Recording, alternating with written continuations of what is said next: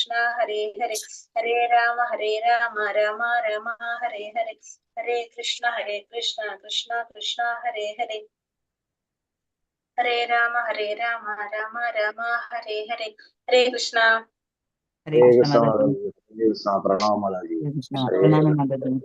ഹരേ കൃഷ്ണ ഹരേ കൃഷ്ണ എല്ലാവർക്കും പ്രണാമം. ഹരേ കൃഷ്ണ. ഓം നമോ ഭഗവതേ വാസുദേവായ.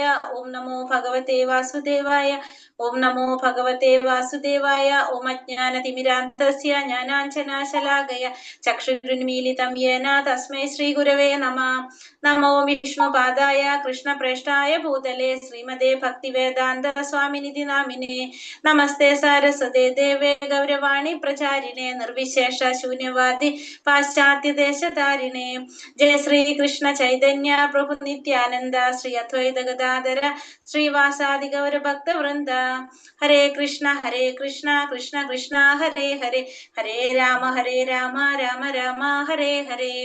ഹരേ കൃഷ്ണ. ശ്രീ ശ്രീ രാധാ ഗോവിന്ദ് ടെമ്പിൾ ഇസ്കോൺ ബാംഗ്ലൂരിന്റെ ഭക്തിശാസ്ത്രി ക്ലാസ്സിലേക്ക് എല്ലാവർക്കും സ്വാഗതം. ഹരേ കൃഷ്ണ. എല്ലാവർക്കും പ്രണാമം. ഹരേ കൃഷ്ണ മാതാജി. പ്രണാമം. ഹരേ കൃഷ്ണ പ്രണാമം മാതാജി. ഹരേ കൃഷ്ണ. ഹരേ കൃഷ്ണ. നമ്മളിന്ന് മൂന്നാമത്തെ അധ്യായം കർമ്മയോഗം. അതിൽ 10 ശ്ലോകങ്ങൾ നമ്മൾ എടുത്തു അല്ലെ. ആദ്യത്തെ 10 ശ്ലോകം നമ്മൾ എടുത്തു.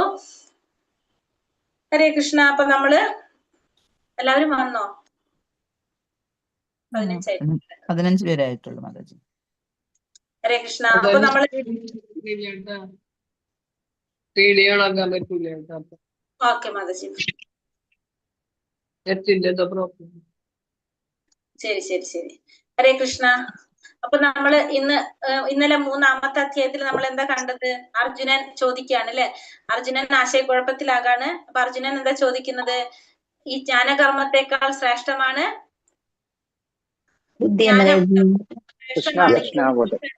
യുദ്ധം ചെയ്യാനായിട്ട് എന്നെ പ്രേരിപ്പിക്കുന്നത്. അപ്പൊ കർമ്മത്തെക്കാൾ ശ്രേഷ്ഠമാണ് ബുദ്ധി എങ്കില്, അതായത് കൃഷ്ണാവബോധമാണെങ്കിൽ പിന്നെ എന്തുകൊണ്ടാണ് എന്നെ യുദ്ധം ചെയ്യാൻ പ്രേരിപ്പിക്കുന്നതെന്നാണ് ഇവിടെ അർജുനൻ ഭഗവാനോട് ചോദിക്കുന്നത്. രണ്ടാമത്തെ ശ്ലോകത്തിൽ നമ്മൾ പറഞ്ഞു എന്ത് ചെയ്യാണ് അർജുനന് ഏറ്റവും ശ്രേയസ്കരമായിട്ടുള്ളത് എന്റെ ബുദ്ധിയെ അമ്പരപ്പിക്കുന്ന പറയുന്നില്ല. അർജുനന്റെ ബുദ്ധി അമ്പരപ്പിച്ച് കളയാണ്, ബുദ്ധി കലങ്ങി പോകാണെന്നാണ് അർജുനൻ പറയുന്നത്. ഇതിനെ കുറിച്ച് പറയുമ്പോ ഈ ജ്ഞാനത്തെ കുറിച്ചും കർമ്മത്തിന്റെയും പ്രാധാന്യം നൽകിയിട്ട് തോന്നുമ്പോ ബുദ്ധിക്ക് അമ്പരപ്പിക്കുകയാണ് ചെയ്യുന്നത്. അപ്പൊ അതുകൊണ്ട് എനിക്ക് ഏറ്റവും ഉത്തമമായിട്ടുള്ള മാർഗം, ഏറ്റവും ശ്രേഷ്ഠമായിട്ടുള്ള ശ്രേയസ്കരമായിട്ടുള്ളത് ഏതാണെന്ന് പറഞ്ഞു തരാനാണ് ഇവിടെ ഭഗവാനോട് അർജുനൻ അഭ്യർത്ഥിക്കുന്നത്. മൂന്നാമത്തെ ശ്ലോകത്തിൽ എന്താ പറയുന്നത്?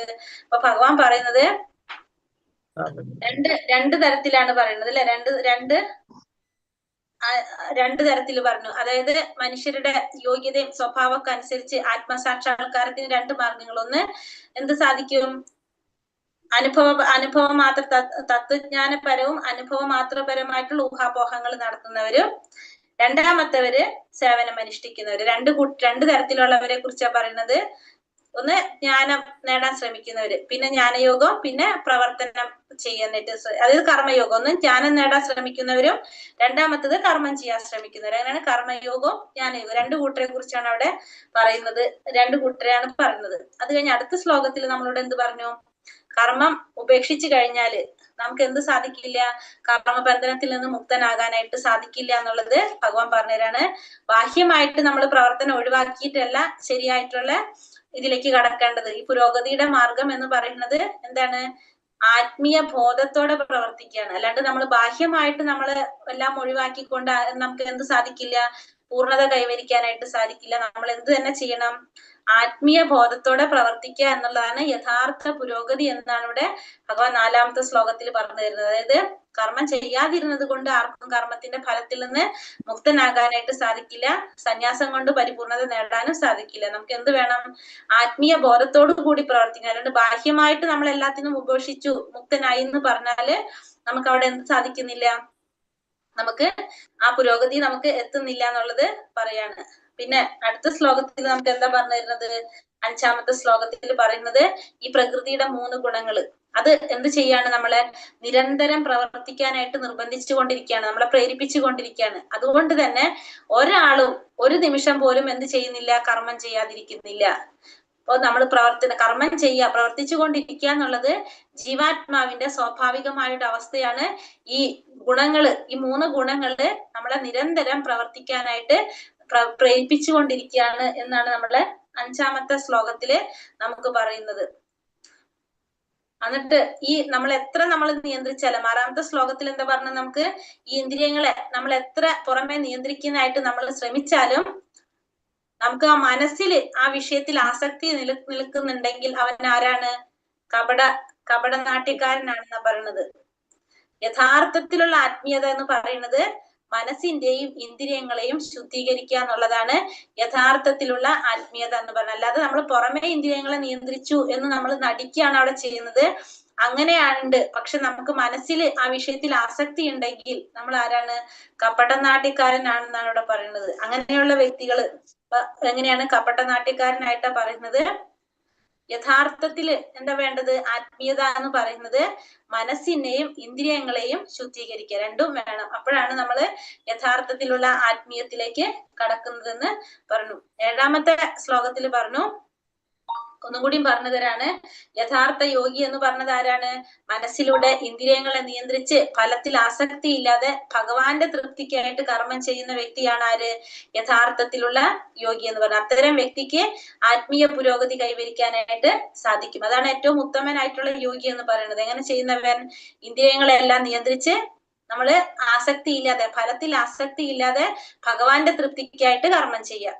അങ്ങനെയുള്ളവരാണ് ആത്മീയ പുരോഗതി കൈവരിക്കാനായിട്ട് സാധിക്കുന്നതെന്ന് 7-ാമത്തെ ശ്ലോകത്തിൽ നമ്മൾ മനസ്സിലാക്കി. 8-ാമത്തിൽ പറഞ്ഞു, ഓരോരുത്തരും എന്ത് ചെയ്യണം? തനിക്ക് വിധിക്കപ്പെട്ട കർമ്മങ്ങൾ നിർവഹിക്കുക തന്നെ വേണം. കർമ്മം ചെയ്യാതിരിക്കുന്നതിനേക്കാളും നല്ലത് എന്താണ്? സ്വന്തം കർമ്മ ആത്മാർത്ഥമായിട്ട്, സ്വന്തം കടമകൾ അല്ലെങ്കിൽ കർമ്മം നമ്മൾ ആത്മാർത്ഥമായിട്ട് നിർവഹിക്കുന്നതാണ്. അപ്പോ നമുക്ക് ശരീരം നിലനിർത്തുന്നതിന് അല്ലെങ്കിൽ അത് പരിപാലിക്കുന്നതിന് നമുക്ക് എന്ത് അത്യാവശ്യമാണ്? കർമ്മം അത്യാവശ്യമാണ്. അപ്പൊ അത് ചെയ്യാതിരിക്കാൻ നമുക്ക് ആർക്കും സാധിക്കില്ല. ഓരോരുത്തരും അവരവർക്ക് വിധിക്കപ്പെട്ട കർമ്മങ്ങള് നിർവഹിക്കണം. ഒരു ക്ഷത്രിയനാണെങ്കിൽ ക്ഷത്രിയന്റെ കർമ്മം ചെയ്യണം, ശൂദ്രനാണെങ്കിൽ ശൂദ്രന്റെ കർമ്മം ചെയ്യണം. അങ്ങനെ ഓരോരുത്തരും അവരവർക്ക് വിധിക്കപ്പെട്ട കർമ്മങ്ങള് നിർവഹിക്കുക തന്നെ വേണം. ചെയ്യാതിരിക്കുന്നതിനേക്കാളും നല്ലത് എന്താണ്? സ്വന്തം കടമകള് ആത്മാർത്ഥമായിട്ട് ചെയ്യാന്നുള്ളതാണ്. ശരീരം പരിപാലിക്കാനും നമുക്ക് എന്താ അത്യാവശ്യമാണ്? കർമ്മം ചെയ്യേണ്ടത് അത്യാവശ്യമാണെന്ന് 8-ാമത്തെ ശ്ലോകത്തിൽ പറഞ്ഞു. 9-ാമത്തെ ശ്ലോകത്തിൽ ആ കർമ്മം എങ്ങനെ ചെയ്യണം നമുക്ക് പറഞ്ഞു തന്നു. ഇങ്ങനെയാണ് വിഷ്ണുവിന് വേണ്ടിയിട്ടുള്ള യജ്ഞഭാവത്തോടെ ആയിരിക്കണം നമ്മൾ കർമ്മം ചെയ്യേണ്ടത്. അപ്പൊ നമുക്ക് എന്തുണ്ടാവില്ല? ആ കർമ്മത്തിൽ ബന്ധനം ഉണ്ടാവില്ല. എന്നാൽ നമുക്ക് എങ്ങനെയാണ്? സ്വാർത്ഥ ലക്ഷ്യത്തോടു കൂടി നമ്മൾ ചെയ്യുന്ന പ്രവർത്തനങ്ങള് കർമ്മത്തില് ബന്ധനം ഉണ്ടാക്കുകയാണ് ചെയ്യുന്നത്. അതുകൊണ്ട് നമ്മൾ എല്ലാ കർമ്മങ്ങളും ഭഗവാന് സമർപ്പിച്ചുകൊണ്ടായിരിക്കണം നമ്മൾ ചെയ്യേണ്ടത്. അപ്പൊ അങ്ങനെയാണെങ്കിൽ നമുക്ക് ഒരിക്കലും ബന്ധനം ഉണ്ടാകില്ല എന്നുള്ളതും ഭഗവാൻ ഇവിടെ നമുക്ക് പറഞ്ഞു. അപ്പൊ ഇവിടെ യജ്ഞം എന്ന് പറഞ്ഞാല് ഭഗവാനാണ്, വിഷ്ണു ആണെന്നുള്ളതും എടുത്ത് പറയുന്നുണ്ട്. വിധിക്കപ്പെട്ട യജ്ഞങ്ങൾ അനുഷ്ഠിച്ചാലും നേരിട്ട് ഭഗവാനെ പൂജിച്ചാലും ഒരേ ഫലം തന്നെയാണ് കിട്ടുന്നതെന്നും ആ ശ്ലോകത്തിൽ നമുക്ക് പറഞ്ഞു തരുന്നുണ്ട്. ഈ 10-ാമത്തെ ശ്ലോകത്തിൽ എന്താ പറഞ്ഞത്? സൃഷ്ടിയുടെ ആരംഭത്തില് പ്രജാപതി എന്നിവിടെ ഉദ്ദേശിക്കുന്നത് വിഷ്ണുവിനെയാണ്, ഭഗവാനെ തന്നെയാണ് ഇവിടെ ഉദ്ദേശിക്കുന്നത്. യജ്ഞത്തോടൊപ്പം തന്നെ മനുഷ്യരെ സൃഷ്ടിച്ചു. അതിലൂടെ എന്ത് ചെയ്തു? സമൃദ്ധിയും പുരോഗതിയും നേടാനായിട്ട് ഉപദേശിക്കുകയും ചെയ്തു. പിന്നെ യജ്ഞമയമായിട്ട് ജീവിതം ഭൗതികമായിട്ടുള്ള ആത്മീയമായ ക്ഷേമത്തിന് അടിസ്ഥാനമായിട്ടുള്ളതാണെന്ന് നമുക്ക് മനസ്സിലാക്കി തന്നു. അതായത് സൃഷ്ടിയുടെ ആരംഭത്തില് ഇവിടെ പ്രജാപതി എന്ന് ഉദ്ദേശിക്കുന്നത് ഭഗവാനെയാണ് ഉദ്ദേശിക്കുന്നത്. ദേവന്മാരെയും മനുഷ്യരെയും ഒപ്പം തന്നെ വിഷ്ണുവിനായിട്ടുള്ള യജ്ഞങ്ങളെയും എല്ലാം ആശീർവദിച്ചു, എല്ലാം നമുക്ക് തന്നു. അതിനുശേഷം നമുക്ക് എന്താണ് ഉപദേശിച്ചത്? ഇതിലൂടെ നമുക്ക് പുരോഗതി കൈവരിക്കാൻ സാധിക്കും എന്നുള്ളതും നമുക്ക് പറഞ്ഞു തന്നു. അപ്പൊ നമ്മുടെ എന്താ പറയാ, ഈ ഭൗതികമായിട്ടുള്ള ആത്മീയമായ ക്ഷേമത്തിന് ഇതെല്ലാം അത്യാവശ്യമാണ്, ഇതൊക്കെ നമുക്ക് ഉപയോഗം ഉണ്ടാകുമെന്നും നമുക്ക് ഉപദേശം നൽകി. അങ്ങനെയാണ് ഈ 10-ാമത്തെ ശ്ലോകം വരെ നമ്മൾ എടുത്ത് നിർത്തിയത്. ഹരേ കൃഷ്ണ, ഈ പറഞ്ഞതില് നോക്കിയിരുന്നോ?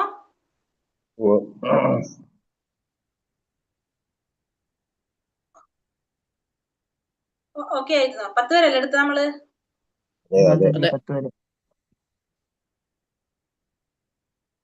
അറ്റൻഡൻസ് വന്നിട്ടുണ്ട്.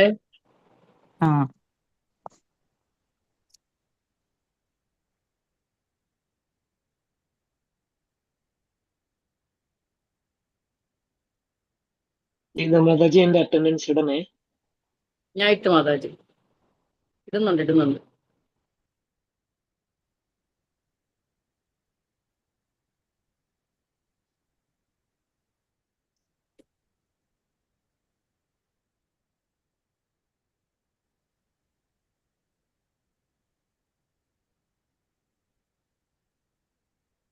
പത്ത് വരെ അല്ലേ നമ്മുടെ 11. അതായത് എനിക്ക് എന്റെ ഇന്നലത്തെ പോലെ തന്നെ വരുന്നത് ടെൻഡൻസ് ഇടാൻ പറ്റണില്ല. നെറ്റിന്റെ പ്രോബ്ലം ആയിരിക്കും മാതാജി ചിലപ്പോ. കോപ്പി ടെസ്റ്റ് എന്നൊക്കെ കാണിക്കുന്നു, കോട്ട് ടെസ്റ്റ് റിപ്ലൈ എന്നൊക്കെ. അത് മാതാജി അതുമ്പോ കുറെ നേരം അമർത്തി പിടിച്ചിട്ടാ മാതാജി ജസ്റ്റ് അതൊന്നും തൊട്ടാ മതി. ആ ലിങ്കുമ്മൽ കുറെ നേരം അമർത്തിയിട്ട് അത് ജസ്റ്റ് ഒന്നാകുമ്പോ തൊട്ട് കഴിഞ്ഞാൽ ആ പേജ് ഓപ്പൺ ആവും. ഹരേ കൃഷ്ണ. ഓം നമോ ഭഗവതേ വാസുദേവായ. ശ്ലോകം 11. ദേവാൻ ഭാവയതാനേന തേ ദേവാ ഭാവയന്തു വഹ പരസ്പരം ഭാവയന്ത ശ്രേയ പരമവാപ്സ്യത. ദേവന്മാർ യജ്ഞം കൊണ്ട് സന്തുഷ്ടരായാൽ നിങ്ങളെ അവർ സന്തുഷ്ടരാക്കും. ഇങ്ങനെ പരസ്പര പ്രീണനം കൊണ്ട് രണ്ടു കൂട്ടർക്കും പരമശ്രേയസ് അനുഭവിക്കാനായിട്ട് സാധിക്കും. അപ്പൊ യജ്ഞങ്ങളിലൂടെ ദേവന്മാരെ സന്തോഷിപ്പിക്കാനും പ്രസാദിപ്പിക്കാനും സാധിച്ചു കഴിഞ്ഞാൽ അവരെന്ത് ചെയ്യും? മനുഷ്യരെ അനുഗ്രഹിക്കും. അതാണ് പറഞ്ഞ ദേവന്മാര് യജ്ഞം കൊണ്ട് സന്തുഷ്ടരായി കഴിഞ്ഞാൽ നിങ്ങളെ അവരും സന്തുഷ്ടരാക്കും. അതായത് മനുഷ്യരെ അവരും സന്തോഷിപ്പിക്കും. ഇങ്ങനെ പരസ്പരം പ്രീണനം കൊണ്ട് രണ്ടു കൂട്ടർക്കും എന്ത് സാധിക്കും? പരസ്പരം പരമശ്രേയസ് അനുഭവിക്കാനായിട്ട് സാധിക്കും. അപ്പൊ ദേവന്മാരെ യജ്ഞം കൊണ്ട് സന്തുഷ്ടരാക്കുക, അപ്പൊ അവരെന്ത് ചെയ്യും? നമ്മളെ സന്തോഷിപ്പിക്കുക. അങ്ങനെ നമ്മൾ രണ്ടു കൂട്ടരും തമ്മിൽ സഹകരിച്ചു കഴിഞ്ഞാൽ എന്ത് സാധിക്കും? രണ്ടു കൂട്ടർക്കും പരമശ്രേയസ് അനുഭവിക്കാനായിട്ട് സാധിക്കും.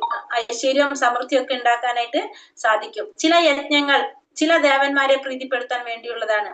അവ ചെയ്യുമ്പോഴും സർവയജ്ഞോപഭോക്താവ് ഉപഭോക്താവ് എന്ന നിലയ്ക്ക് വിഷ്ണു പൂജിക്കപ്പെടുന്നു. ഭോക്താരം സർവയജ്ഞാനം എന്നതുകൊണ്ട് ഭഗവത്ഗീത ഊന്നി പറയുന്നതും യജ്ഞഭോക്താവ് കൃഷ്ണൻ തന്നെയാണ് എന്നാണ്. അതുകൊണ്ട് യജ്ഞപതിയുടെ ആത്യന്തികമായ സംപ്രീതിയാണ് എല്ലാ യജ്ഞങ്ങളുടെയും പ്രധാന ഉദ്ദേശ്യം.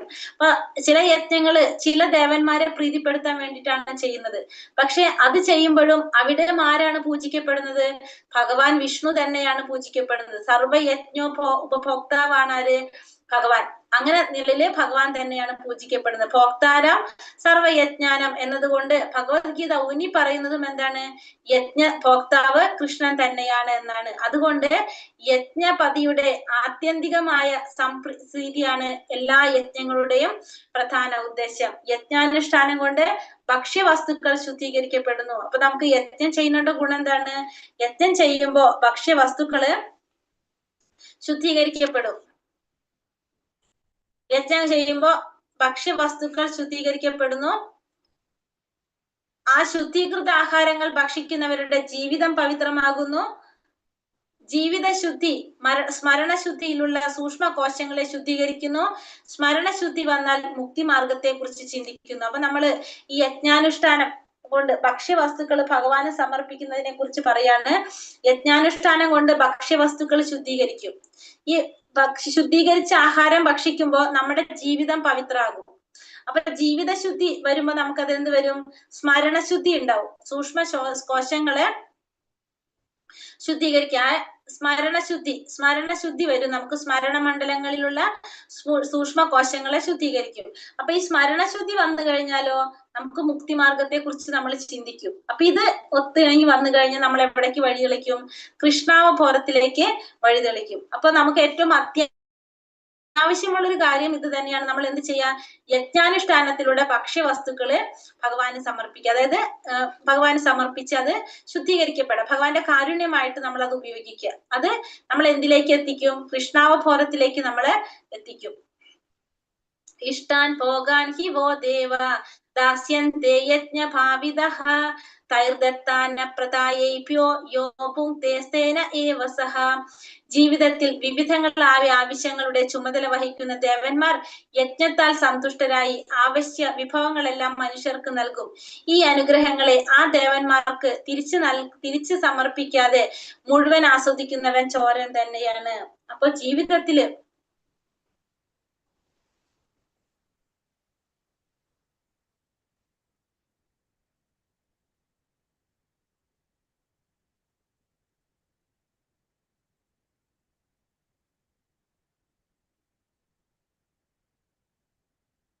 ആരാണിത്? സാംസങ് എസ് എം പറഞ്ഞിട്ടുള്ളത് ആരാണ്?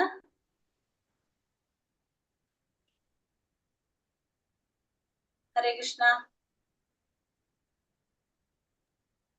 നെറ്റ് ഭയങ്കര പ്രശ്നം. അറ്റൻഡൻസ് മാർക്ക് ചെയ്തിട്ടുണ്ടോന്ന് നോക്കുവോ? വലിയൊരു ബുദ്ധിമുട്ടാപ്പോ നെറ്റിന്റെ ഈ മഴ കാരണം കൊണ്ട്. ഓക്കെ, സുധാ മാതാജിയുടെ ആണ്. സുധാ മാതാജിയുടെ പേര് മാറി കിടക്കണം കേട്ടോ. സുജിത മാതാജി ഒന്ന് നോക്കാവോ? മാതാജിയുടെ ഇല്ലേ റെസ്പോൺസ് ലിങ്ക്? നോക്കാം മാതാജി. ഹരേ കൃഷ്ണ മാതാജി. ഉണ്ടെങ്കിൽ ഒന്ന് ചാറ്റിൽ ഇട്ടാ മതി, ആരെങ്കിലും ഇല്ലാത്തവരുണ്ടെങ്കിൽ. അല്ലെങ്കിൽ ഒന്ന് നോക്കി. ഹരേ കൃഷ്ണ. ഹരേ കൃഷ്ണ മാതാജി. ഹരേ കൃഷ്ണ. ഹരേ കൃഷ്ണ. ഇവിടെ എന്താ പറഞ്ഞത്? ഇഷ്ടാൻ ഭോഗാൻ ഹി ദേവോ ദേവ ദാസ്യന്തേ യജ്ഞ ഭാവിതഃ തൈർദത്താന പ്രദായേഭ്യോ യോ ഭുങ്ക്തേസ്തേന ഏവ സഹ. ജീവിതത്തിൽ വിവിധങ്ങളായ ആവശ്യങ്ങളുടെ ചുമതല വഹിക്കുന്ന ദേവന്മാർ യജ്ഞത്താൽ സന്തുഷ്ടരായി അവശ്യ വിഭവങ്ങളെല്ലാം മനുഷ്യർക്ക് നൽകും. ഈ അനുഗ്രഹങ്ങളെ ആ ദേവന്മാർക്ക് തിരിച്ചു സമർപ്പിക്കാതെ മുഴുവൻ ആസ്വദിക്കുന്നവൻ ചോരൻ തന്നെയാണ്. അപ്പോൾ ഇവിടെ പറയുന്നത് ജീവിതത്തിലെ വിവിധങ്ങളായിട്ടുള്ള ആവശ്യങ്ങളുടെ ചുമതല വഹിക്കുന്ന ദേവന്മാര്, ജീവിതത്തിലെ വിവിധങ്ങളായിട്ടുള്ള ആവശ്യങ്ങൾ, നമ്മുടെ പലതരത്തിലുള്ള ആവശ്യങ്ങളുടെ ചുമതല വഹിക്കുന്ന ദേവന്മാര് ഈ യജ്ഞം കൊണ്ട് സന്തുഷ്ടരായിട്ട് എന്ത് ചെയ്യും? നമുക്ക് ആവശ്യമുള്ള വിഭവങ്ങളെല്ലാം ആർക്ക് നൽകും? മനുഷ്യർക്ക് ദേവന്മാര് നൽകും. ഈ അനുഗ്രഹങ്ങളെ ദേവന്മാർക്ക് തിരിച്ചു കൊടുക്കാതെ മുഴുവനായിട്ടും ആസ്വദിക്കുന്നവൻ ആരാണ്? ചോരന്മാരാണെന്നാ പറയുന്നത്. അങ്ങനെയുള്ളവര് ചോരന്മാരാണ് എന്നാണ് ഇവിടെ പറയുന്നത്. മനുഷ്യവർഗത്തിന്റെ എല്ലാ ആവശ്യങ്ങളും, മനുഷ്യവർഗത്തിന്റെ എല്ലാ അത്യാവശ്യ വിഭവങ്ങളും ഭഗവാന്റെ കിങ്കരരായ ദേവന്മാരാണ് നൽകുന്നതെന്ന് മനസ്സിലാക്കണം. ആർക്കും ഒന്നും നിർമ്മിക്കാനായിട്ട് സാധിക്കില്ല. അപ്പോൾ ഇവിടെ പറയുന്നത് നമുക്ക് മനുഷ്യർക്ക് നമുക്ക് എന്ത് വേണം? ജീവിക്കാനായിട്ട് നമുക്ക് വിഭവങ്ങൾ അത്യാവശ്യമാണ്. അപ്പൊ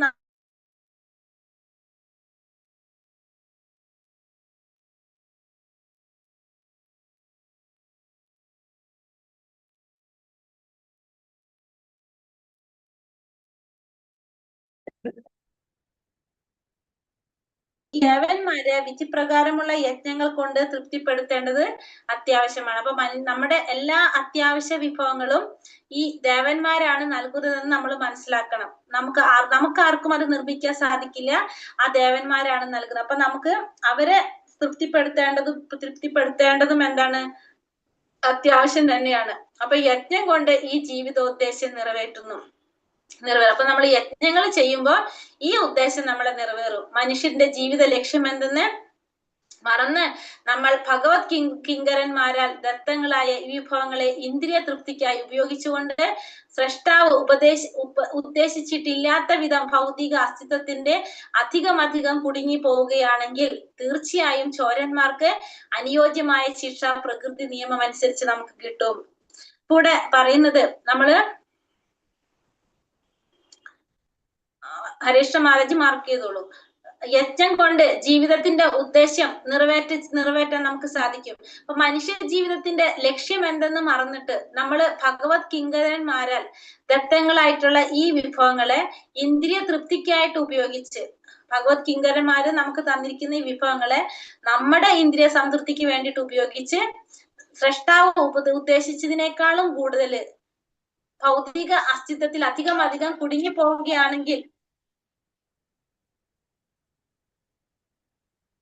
പോവുകയാണെങ്കിൽ തീർച്ചയായിട്ടും എന്താണ്?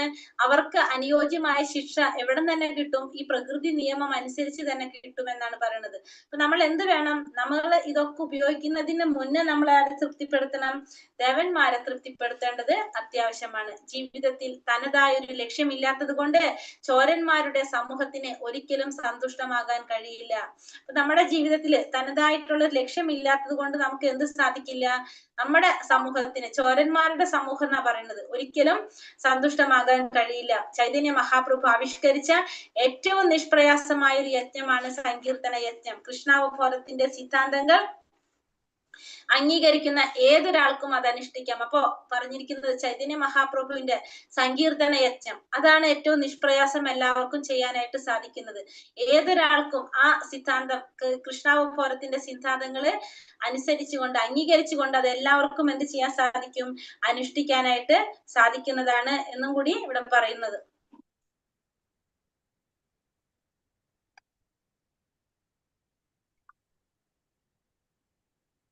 അടുത്തതിൽ പറയുന്നു യജ്ഞ ശിഷ്ടാശിന സന്തോ മുച്യന്തെ സർവ കിൽബിഷൈഹി പൂഞ്ചതേ ത്വഹം പാപം യേ പചന്ത്യാത്മകാരണാത്. യജ്ഞത്തിൽ നിവേദിക്കപ്പെടുന്ന അന്നം ഭക്ഷിക്കുന്നത് കൊണ്ട് ഭഗവത് ഭക്തന്മാർ സർവ്വ പാപങ്ങളിൽ നിന്നും മുക്തരാകുന്നു. സ്വയം ആസ്വദിക്കാൻ വേണ്ടി മാത്രം ഭക്ഷണം ഉണ്ടാക്കുന്നവർ പാപത്തെയാണ് ഭുജിക്കുന്നത്. അപ്പൊ യജ്ഞത്തിൽ നിവേദിക്കപ്പെടുന്ന അന്നം ഭക്ഷിക്കുന്നത് കൊണ്ട് എന്ത് സംഭവിക്കാണ്, ഭഗവാന്റെ ഭക്തന്മാർക്ക് സർവ്വ പാപങ്ങളിൽ നിന്നും മുക്തരാകാനായിട്ട് സാധിക്കും. നേരെ മറിച്ച് സ്വയം ആസ്വദിക്കാൻ വേണ്ടി ഭക്ഷണം ഉണ്ടാക്കുന്നവര് ആരെയാണ് ഭുജിക്കുന്നത്, പാപത്തെയാണ് ഭുജിക്കുന്നത് എന്ന് പറയുന്നു. അപ്പൊ നമ്മള് ഈ യജ്ഞത്തില് അന്നം നിവേദിക്കുമ്പോ ഭഗവാൻ അത് നമുക്ക് അത് എന്തായിട്ട് കിട്ടാണ്, ഭഗവാന്റെ കാരുണ്യമായിട്ട് കിട്ടാണ്. അപ്പൊ അങ്ങനെയാണെങ്കിൽ എന്ത് കിട്ടും, ഭഗവത് ഭക്തന്മാർ സർവ്വ പാപങ്ങളിൽ നിന്ന് മുക്തരാകാനും സ്വയം ആസ്വദിക്കാൻ വേണ്ടി ഭക്ഷണം ഉണ്ടാക്കുന്നവരോ പാപത്തെയാണ് ഭുജിക്കുന്നതെന്നാണ് ഇവിടെ പറയുന്നത്. ഭഗവത് ഭക്തന്മാർ എപ്പോഴും, അതായത് ഗോവിന്ദൻ ആനന്ദദായകനും മുകുന്ദൻ മുക്തിദാതാവുമായ കൃഷ്ണനിൽ സർവ്വ ആകർഷകനായിട്ടുള്ള കൃഷ്ണനിൽ പ്രേമബദ്ധരായത് കൊണ്ട് തന്നെ ആദ്യം തന്നെ അവിടത്തേക്ക് നിവേദിക്കാതെ യാതൊന്നും സ്വീകരിക്കുകയില്ല. ഈ അനുഷ്ഠാനങ്ങൾ അവരെ ഭൗതിക ലോകത്തിലെ പാപസമ്പർക്കങ്ങളിൽ നിന്നുളവാകുന്ന മാലിന്യങ്ങളിൽ നിന്നെല്ലാം ഒഴിച്ചു നിർത്തുന്നു. അപ്പൊ ഭഗവാന്റെ ഭക്തന്മാരുടെ പ്രത്യേകത എന്താണ്, അവരെപ്പോഴും ആനന്ദദായകനായിട്ടുള്ള ആ ഗോവിന്ദനെ, അല്ലെങ്കിൽ മുക്തിദായകനായിട്ടുള്ള മുകുന്ദനെ, അല്ലെങ്കിൽ സർവാകർഷകനായിട്ടുള്ള ഭഗവാൻ കൃഷ്ണനിൽ പ്രേമഭക്തരായത് കൊണ്ട് തന്നെ ഭഗവാനെ നിവേദിക്കാതെ അവരൊന്നും സ്വീകരിക്കില്ല. അപ്പൊ അതുകൊണ്ട് തന്നെ അവർക്ക് എന്ത് സാധിക്കും, എല്ലാ ഭൗതിക ലോകത്തിലെ എല്ലാ പാപമാലിന്യങ്ങളിൽ നിന്നും ചാറ്റ് ബോക്സിലെ മെസ്സേജ് ഒന്ന് ശ്രദ്ധിച്ചോളൂ എല്ലാവരും. മാലിന്യങ്ങളിൽ നിന്നും ഒഴിച്ചു നിർത്താനായിട്ട് സാധിക്കും. എല്ലാവർക്കും പാപസമ്പർക്കങ്ങളിൽ നിന്നുളവാകുന്ന മാലിന്യങ്ങളിൽ നിന്ന് ഒഴിച്ചു നിർത്താനായിട്ട് സാധിക്കും. എങ്ങനെയാണെങ്കിൽ ഭഗവാന് നിവേദിച്ചുകൊണ്ട് നമ്മൾ അത് സ്വീകരിക്കുകയാണെങ്കിൽ. തനിക്ക് മാത്രമായോ ഇന്ദ്രിയ സന്ദർപ്പണത്തിനോ ആഹാരം ഒരുക്കുന്നവരാകട്ടെ ചോരന്മാരാണെന്ന് മാത്രമല്ല പല വിധത്തിലുള്ള പാപഭോക്താക്കളും കൂടിയാണ്. ചോരനും പാപിയുമായ ഒരാൾ എങ്ങനെ സന്തുഷ്ടനാകും, തീർച്ചയായിട്ടും അത് സാധ്യമല്ല. അപ്പൊ തനിക്ക് മാത്രമായിട്ട് അല്ലെങ്കിൽ ഇന്ദ്രിയ സന്ദർപ്പണത്തിനായിട്ട് ആഹാരം ഒരുക്കുന്നവര് എപ്പോഴും എങ്ങനെയാണ്, ചോരന്മാരാണെന്ന് മാത്രമല്ല പല വിധത്തിലുള്ള പാപഭോക്താക്കൾ കൂടിയാണെന്നാണ് പറയുന്നത്. അപ്പോ നമ്മുടെ ഇന്ദ്രിയങ്ങളെ സന്തോഷിപ്പിക്കാൻ വേണ്ടിയിട്ട് നമ്മൾ ഭക്ഷണം കഴിക്കുകയാണെങ്കിൽ നമ്മൾ ആരാണ്, ചോരന്മാരാണെന്ന് മാത്രമല്ല, ദേവന്മാര് നമുക്ക് തരുന്നത് നമ്മളത് കഴിക്കുന്നു, നമ്മളത് അവർക്ക് സമർപ്പിക്കാതെ നമ്മൾ എടുക്കുമ്പോൾ നമ്മൾ ചോരന്മാരായി. പക്ഷെ അങ്ങനെ മാത്രല്ല പറയുന്നത്, പാപഭോക്താക്കളും കൂടിയാണ് നമ്മൾ. അപ്പൊ ചോരനും പാപിയുമായിട്ടുള്ള ഒരാൾക്ക് എങ്ങനെയാണ് സന്തുഷ്ടനാകാൻ സാധിക്കുന്നത്, തീർച്ചയായിട്ടും നമുക്കത് സാധിക്കില്ല. അതിനാൽ എല്ലാവിധത്തിലും സന്തുഷ്ടരാകണമെങ്കിൽ മനുഷ്യൻ പൂർണ്ണമായിട്ടും കൃഷ്ണാവബോധം സ്വീകരിച്ചുകൊണ്ട് പ്രയാസമില്ലാത്ത സങ്കീർത്തന യജ്ഞത്തിൽ പരിശീലനം നേടണം. മറ്റൊരു വിധത്തിലും ലോകത്തിൽ ശാന്തിയോ സുഖമോ ഉണ്ടാവാൻ വയ്യ. അപ്പൊ നമുക്ക് എന്ത് വേണം, സന്തുഷ്ടരാവണമെങ്കിൽ നമ്മൾ എങ്ങനെ ചെയ്യണം, പ്രയാസമില്ലാത്ത സങ്കീർത്തന പ്രസ്ഥാനത്തില് ചൈതന്യ മഹാപ്രഭുവിന്റെ ഈ സങ്കീർത്തന യജ്ഞത്തില് പരിശീലനം നേടണം. മറ്റൊരു വിധത്തിലും നമുക്ക് എന്ത് സാധിക്കില്ല, ശാന്തിയോ സുഖമോ നേടാനായിട്ട് നമുക്ക് സാധിക്കില്ല. അന്നാത് ഭവന്തി ഭൂതാനി പർജന്യാദന്ന സംഭവഃ യജ്ഞാത് ഭവതി പർജന്യോ യജ്ഞ കർമാ സമുദ്ഭവഃ. എല്ലാ ജീവജാലങ്ങളും ധാന്യങ്ങൾ കൊണ്ട് ജീവിക്കുന്നു, അതാകട്ടെ മഴ മൂലം ഉണ്ടാകുന്നു. മഴയാണെങ്കിലോ യജ്ഞങ്ങളിൽ നിന്നുണ്ടാകുന്നു, യജ്ഞങ്ങൾ വിധിപ്രകാരമുള്ള കർമ്മങ്ങളിൽ നിന്ന്. അപ്പൊ എല്ലാ ജീവജാലങ്ങൾക്കും ജീവിക്കാൻ എന്താവശ്യമാണ്, ധാന്യങ്ങൾ ആവശ്യമാണ്. ഈ ധാന്യങ്ങൾ നമുക്ക് എവിടെ നിന്നാണ് കിട്ടുന്നത്, മഴയിൽ നിന്നാണ് നമുക്ക് കിട്ടുന്നത്. ഈ മഴ എവിടെ നിന്ന് കിട്ടുന്നത്, യജ്ഞങ്ങൾ ചെയ്യുമ്പോഴാണ്. ഈ യജ്ഞങ്ങൾ നമുക്ക് എങ്ങനെയാ മനസ്സിലാകുന്നത്, വിധിപ്രകാരമുള്ള കർമ്മങ്ങളിലൂടെയാണ് നമുക്ക് ഈ യജ്ഞങ്ങൾ സാധിക്കുന്നത്. അപ്പൊ ഓരോന്നിനെ ആശ്രയിച്ചാണ് ഇവിടെ നിലനിൽക്കുന്നത്. കൃഷ്ണ ഭഗവാനെ പൂജിക്കുമ്പോൾ അവിടുത്തെ വിഭിന്ന അവയവങ്ങൾ മാത്രമായ ദേവന്മാരും സ്വാഭാവികമായും പൂജിക്കപ്പെടുന്നുണ്ട്. അപ്പൊ ഭഗവാനെ പൂജിക്കുമ്പോൾ ഭഗവാൻ മാത്രമല്ല പൂജിക്കപ്പെടുന്നത്, ഭഗവാൻ മാത്രമല്ല പൂജിക്കപ്പെടുന്ന ആരാണ്? ഭഗവാന്റെ വിഭിന്ന അവയവങ്ങൾ കൂടി ആയിട്ടുള്ള ദേവന്മാര് കൂടിയിട്ടും സ്വാഭാവികമായിട്ടും എന്താണ് പൂജിക്കപ്പെടാണ് ചെയ്യുന്നത്. അങ്ങനെ അവരെ പ്രത്യേകം പൂജിക്കേണ്ടുന്ന ആവശ്യമില്ലാതെ വരുന്നു. അപ്പോ ദേവന്മാരെ നമുക്ക് പ്രത്യേകം പൂജിക്കേണ്ടതായിട്ട് വരില്ല. കാരണം ഭഗവാനെ പൂജിക്കുമ്പോ ഭഗവാന്റെ പലതരത്തിലുള്ള വിഭിന്ന തരത്തിലുള്ള അവയവങ്ങളായിട്ടുള്ള ദേവന്മാരും കൂടി പൂജിക്കപ്പെടാണ് ചെയ്യുന്നത്. പകർച്ചവ്യാധി പകർന്നു പിടിക്കുന്ന കാലത്തെ അണുനാശക ഔഷധങ്ങൾ കുത്തിവെക്കുന്നത് കൊണ്ട് രോഗബാധയിൽ നിന്ന് രക്ഷ കിട്ടുന്നത് പോലെ കൃഷ്ണന് നിവേദിച്ച പ്രസാദം ഭക്ഷിക്കുന്നത് കൊണ്ട് വൈശ്വിക ആസക്തിയെ ചെറുത്തു നിൽക്കാനുള്ള കരുത്തുണ്ടാകുന്നു. പതിവായി ഇങ്ങനെ ചെയ്യുന്ന ആളാണ് ഭക്തൻ. അപ്പൊ നമ്മളൊരു പകർച്ചവ്യാധി പടർന്നു പിടിക്കുന്ന സമയത്ത് നമ്മൾ എന്ത് ചെയ്യും? അണുനാശക ഔഷധങ്ങൾ കുത്തിവെക്കും. അപ്പൊ നമുക്ക് എന്താണ്? രോഗബാധയിൽ നിന്ന് എല്ലാവർക്കും രക്ഷ കിട്ടും. അതേപോലെ തന്നെയാണ് എന്ത്? ഭഗവാൻ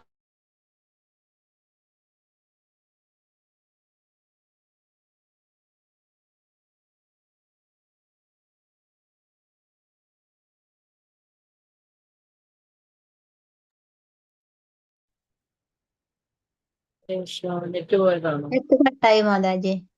ഉണ്ടാകാതിരിക്കാൻ വേണ്ടിയെങ്കിലും യജ്ഞം വിശേഷിച്ച് കലിയുഗത്തിലേക്ക് വധിക്കപ്പെട്ട സങ്കീർത്തന യജ്ഞം അനുഷ്ഠിക്കേണ്ട. അപ്പൊ നമ്മൾ യജ്ഞാനുഷ്ഠാനങ്ങളൊക്കെ ചെയ്യാണ്ടിരുന്നു കഴിഞ്ഞാൽ സ്വാഭാവികമായിട്ടും എന്താണ്? ദേവന്മാരുടെ പ്രീതി നമുക്ക് ലഭിക്കില്ല. അപ്പൊ നമുക്ക് എന്ത് സംഭവിക്കും? ദൗർബല്യം, നമുക്ക് ഇവിടെ ഭക്ഷണത്തിന് ദൗർലഭ്യം ഉണ്ടാകാനായിട്ടുള്ള സാധ്യതയുണ്ട്. അത് അനുഭവപ്പെടും. അപ്പൊ അത് പ്രകൃതി നിയമമാണ് ഈ പറയുന്നത്. പ്രകൃതിയിലെ നിയമമാണ്. ഇപ്പൊ നമുക്ക് മഴ കുറഞ്ഞു കഴിഞ്ഞാൽ നമുക്ക് എന്തുണ്ടാവില്ല? ധാന്യങ്ങൾ ഉണ്ടാക്കാൻ നമുക്ക് സാധിക്കില്ല. അപ്പൊ നമുക്ക് അവിടെ എന്ത് വരും? ദൗർലഭ്യം വരും. അതിന്റെ ഒരു കുറവ് നമുക്ക് അനുഭവപ്പെടും. അപ്പൊ ഭക്ഷണം ദൗർലഭ്യം ഉണ്ടാകാതിരിക്കാൻ വേണ്ടിയിട്ടെങ്കിലും നമ്മൾ എന്ത് ചെയ്യണം? യജ്ഞങ്ങൾ അനുഷ്ഠിക്കണം. അപ്പൊ വിശേഷിച്ച് കലിയുഗത്തിൽ വിധിക്കപ്പെട്ട യജ്ഞം ഏതാണ്? സങ്കീർത്തന യജ്ഞമാണ്. അപ്പൊ അത് നമ്മൾ അനുഷ്ഠിക്കേണ്ടതായിട്ടാണ് ഇവിടെ നമുക്ക് പറഞ്ഞു തരുന്നത്. കർമ്മ ബ്രഹ്മോദ്ഭവം വിദ്ധി ബ്രഹ്മാക്ഷരാസമുദ്ഭവം തസ്മാ സർവഗതം ബ്രഹ്മ നിത്യയജ്ഞേ പ്രതിഷ്ഠിതം. വേദങ്ങളിൽ നിയന്ത്രിത കർമ്മവിധികൾ വിവരിച്ചിട്ടുണ്ട്. പരമദിവ്യോത്തമ പുരുഷനിൽ നിന്ന് നേരിട്ട് ഉത്ഭവിച്ചതാണ് വേദങ്ങൾ. അതിനാൽ സർവ്വവ്യാപകമായ അതീന്ദ്രിയ സത്ത യജ്ഞകർമ്മങ്ങളിലാണ് എന്നും കുടികൊള്ളുന്നത്. അപ്പൊ വേദങ്ങളില് നിയന്ത്രിതമായിട്ടുള്ള കർമ്മവിധികൾ പറഞ്ഞിട്ടുണ്ട്. ഓരോ വേദങ്ങളിലും നിയന്ത്രിതമായിട്ടുള്ള കർമ്മവിധികൾ എന്തൊക്കെയാണെന്ന് പറഞ്ഞിട്ടുണ്ട്. അപ്പൊ ഭഗവാനിൽ നിന്ന് നേരിട്ട് ഉത്ഭവിച്ചതാണ് എന്ത്? ഈ വേദങ്ങൾ എന്ന് പറയുന്നത് ഭഗവാനിൽ നിന്നും നേരിട്ട് ഉത്ഭവിച്ചത്. ഭഗവാന്റെ ശ്വാസാശ്വാസത്തിൽ നിന്നാണ് എന്ത് രൂപം കൊണ്ടിരിക്കുന്നത്? ഈ വേദങ്ങൾ രൂപം കൊണ്ടിരിക്കുന്നത്. അതുകൊണ്ട് തന്നെ സർവ്വവ്യാപകമായ അതീന്ദ്രിയ സത്ത യജ്ഞകർമ്മങ്ങളിലാണ് എപ്പോഴും കുട്ടിക്കൊള്ളുന്നതെന്ന് പറയുന്നു. അപ്പോ ഈ വേദങ്ങള് ഭഗവാനിൽ നിന്ന് നേരിട്ട് ഉത്ഭവിച്ചതാണ്. അതുകൊണ്ട് തന്നെ ഈ സർവ്വവ്യാപകമായിട്ടുള്ള ഈ അതീന്ദ്രിയ സത്ത എവിടെയാണ് കുടികൊള്ളുന്നത്? യജ്ഞകർമ്മങ്ങളിലാണ് എപ്പോഴും കുടികൊള്ളുന്നത്. കർമ്മത്തിന്റെ പ്രതികരണങ്ങളിൽ നിന്ന് രക്ഷപ്പെടണമെങ്കിൽ വേദവിധി അനുസരിച്ച് പ്രവർത്തിക്കണം. അപ്പൊ നമ്മൾ എങ്ങനെ ചെയ്യണം? വേദത്തിൽ പറഞ്ഞിരിക്കുന്ന പോലെ ആയിരിക്കണം നമ്മൾ എന്ത് ചെയ്യേണ്ടത്? കർമ്മത്തിന്റെ ഈ പ്രതികരണത്തിൽ നിന്ന് രക്ഷപ്പെടണമെങ്കിൽ നമ്മൾ എന്ത് വേണം? വേദങ്ങളിൽ പറഞ്ഞിരിക്കുന്ന പ്രകാരം നമ്മൾ പ്രവർത്തിക്കണം. സാധാരണ ജീവിതത്തിൽ രാഷ്ട്രത്തിന്റെ നിയമങ്ങൾ അനുസരിക്കുന്നത് പോലെ തന്നെ ഒരാൾ ഭഗവത് സാമ്രാജ്യത്തിന്റെ നിർദ്ദേശങ്ങൾ അനുസരിച്ച് പ്രവർത്തിക്കണം. അപ്പൊ നമ്മള് ഇവിടെ ഈ സമൂഹത്തിൽ നമ്മൾ ജീവിക്കുമ്പോൾ ആ സമൂഹത്തിന്റെ നിയമങ്ങളുണ്ട്, അല്ലെങ്കിൽ രാഷ്ട്രത്തിന്റെ നിയമങ്ങളുണ്ട്. നമ്മൾ അതനുസരിച്ച് വേണം നമ്മൾ പ്രവർത്തിക്കാനായിട്ട്. അതേപോലെ തന്നെയാണ് എന്ത്? ഈ ഭഗവാന്റെ സാമ്രാജ്യത്തില് ഭഗവത് നിയമങ്ങളുണ്ട്. ആ നിർദ്ദേശങ്ങൾ അനുസരിച്ച് വേണം നമ്മൾ പ്രവർത്തിക്കാനായിട്ട്. ഈ ലോകത്തിലെ ബദ്ധരായ ജീവാത്മാക്കൾക്കെല്ലാം ഭൗതിക സുഖാസ്വാദനത്തിലാണ് ആസക്തി. അവർക്ക് ആ വഴി പിഴച്ച ആഗ്രഹങ്ങൾ നിറവേറ്റി മിഥ്യാസുഖങ്ങൾ അനുഭവിച്ച ശേഷം ഭഗവത് ധാമത്തിലേക്ക് തിരിച്ചെത്താൻ ഉതകുന്ന വിധത്തിലുള്ളവയാണ് വേദങ്ങളുടെ നിർദ്ദേശങ്ങൾ. ബദ്ധരായ ജീവാത്മാക്കൾക്ക് മുക്തി നേടാൻ അവ വഴിവെക്കുന്നു. അവർ കൃഷ്ണാവബോധവാന്മാരായി വൈദിക നിർദ്ദേശം അനുസരിച്ചുള്ള യജ്ഞപരിപാടികൾ അനുഷ്ഠിക്കാൻ ശ്രമിക്കണം. ഈ വൈദിക നിർദ്ദേശങ്ങൾ അനുഷ്ഠിക്കാൻ കഴിവില്ലാത്തവർക്കും കൃഷ്ണാവബോധത്തിന്റെ സിദ്ധാന്തങ്ങൾ ഉൾക്കൊണ്ടുകൊണ്ട് പ്രവർത്തിക്കാം. അവ വൈദിക യജ്ഞാനുഷ്ഠാനങ്ങളുടെ ഫലം ചെയ്യും. അപ്പോൾ പറയുന്നത് എന്താണ്? ഈ ലോകത്തിലെ ബദ്ധരായ ജീവാത്മാക്കൾക്കെല്ലാം ഭൗതിക ആസ്വാദനത്തിലാണ് ആസക്തിയുള്ളത്. അപ്പൊ എല്ലാവരും ബദ്ധരായിട്ടുള്ള ജീവാത്മാക്കൾക്കൊക്കെ എന്താണ് ആസക്തി? ഭൗതികമായിട്ടുള്ള സുഖത്തിലാണ് ആസക്തി വരുന്നത്, സുഖാസ്വാദനം. അതാണ് ബദ്ധരായിട്ടുള്ള ജീവാത്മാക്കൾക്ക് വരുന്നത്. അവർക്ക് ആ വഴിപിഴിച്ച ആഗ്രഹങ്ങൾ നിറവേറ്റി മിഥ്യാസുഖങ്ങൾ അനുഭവിച്ച ശേഷം ഭഗവത് ധാമത്തിലേക്ക് തിരിച്ചെത്താൻ ഉതകുന്ന വിധത്തിലുള്ളതാണ് എന്ത്? വേദങ്ങളുടെ നിർദ്ദേശങ്ങൾ. അപ്പൊ വേദത്തിൽ പറയുന്ന നിർദ്ദേശങ്ങൾ എങ്ങനെയാണ്? ഈ പറഞ്ഞ ബദ്ധരായ ജീവാത്മാക്കൾക്ക് ഇത്തരത്തിലുള്ള ആഗ്രഹങ്ങൾ, അവരുടെ വഴിപിഴച്ച ആഗ്രഹങ്ങൾ, അതായത് ഭൗതിക സുഖത്തിലുള്ള ആസക്തി, അത് എല്ലാം ചെയ്ത്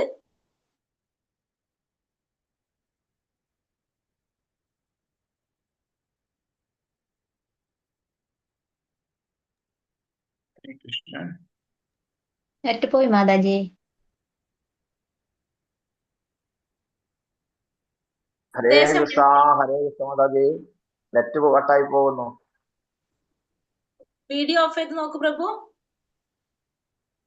അല്ല, മാതാജിയുടെ അതാണ് കട്ടായി പോയത്. മാതാജി ഇതായിരുന്നു മാതാജി. മാതാജി ഇത് കട്ടാന്ത് മാതാജി.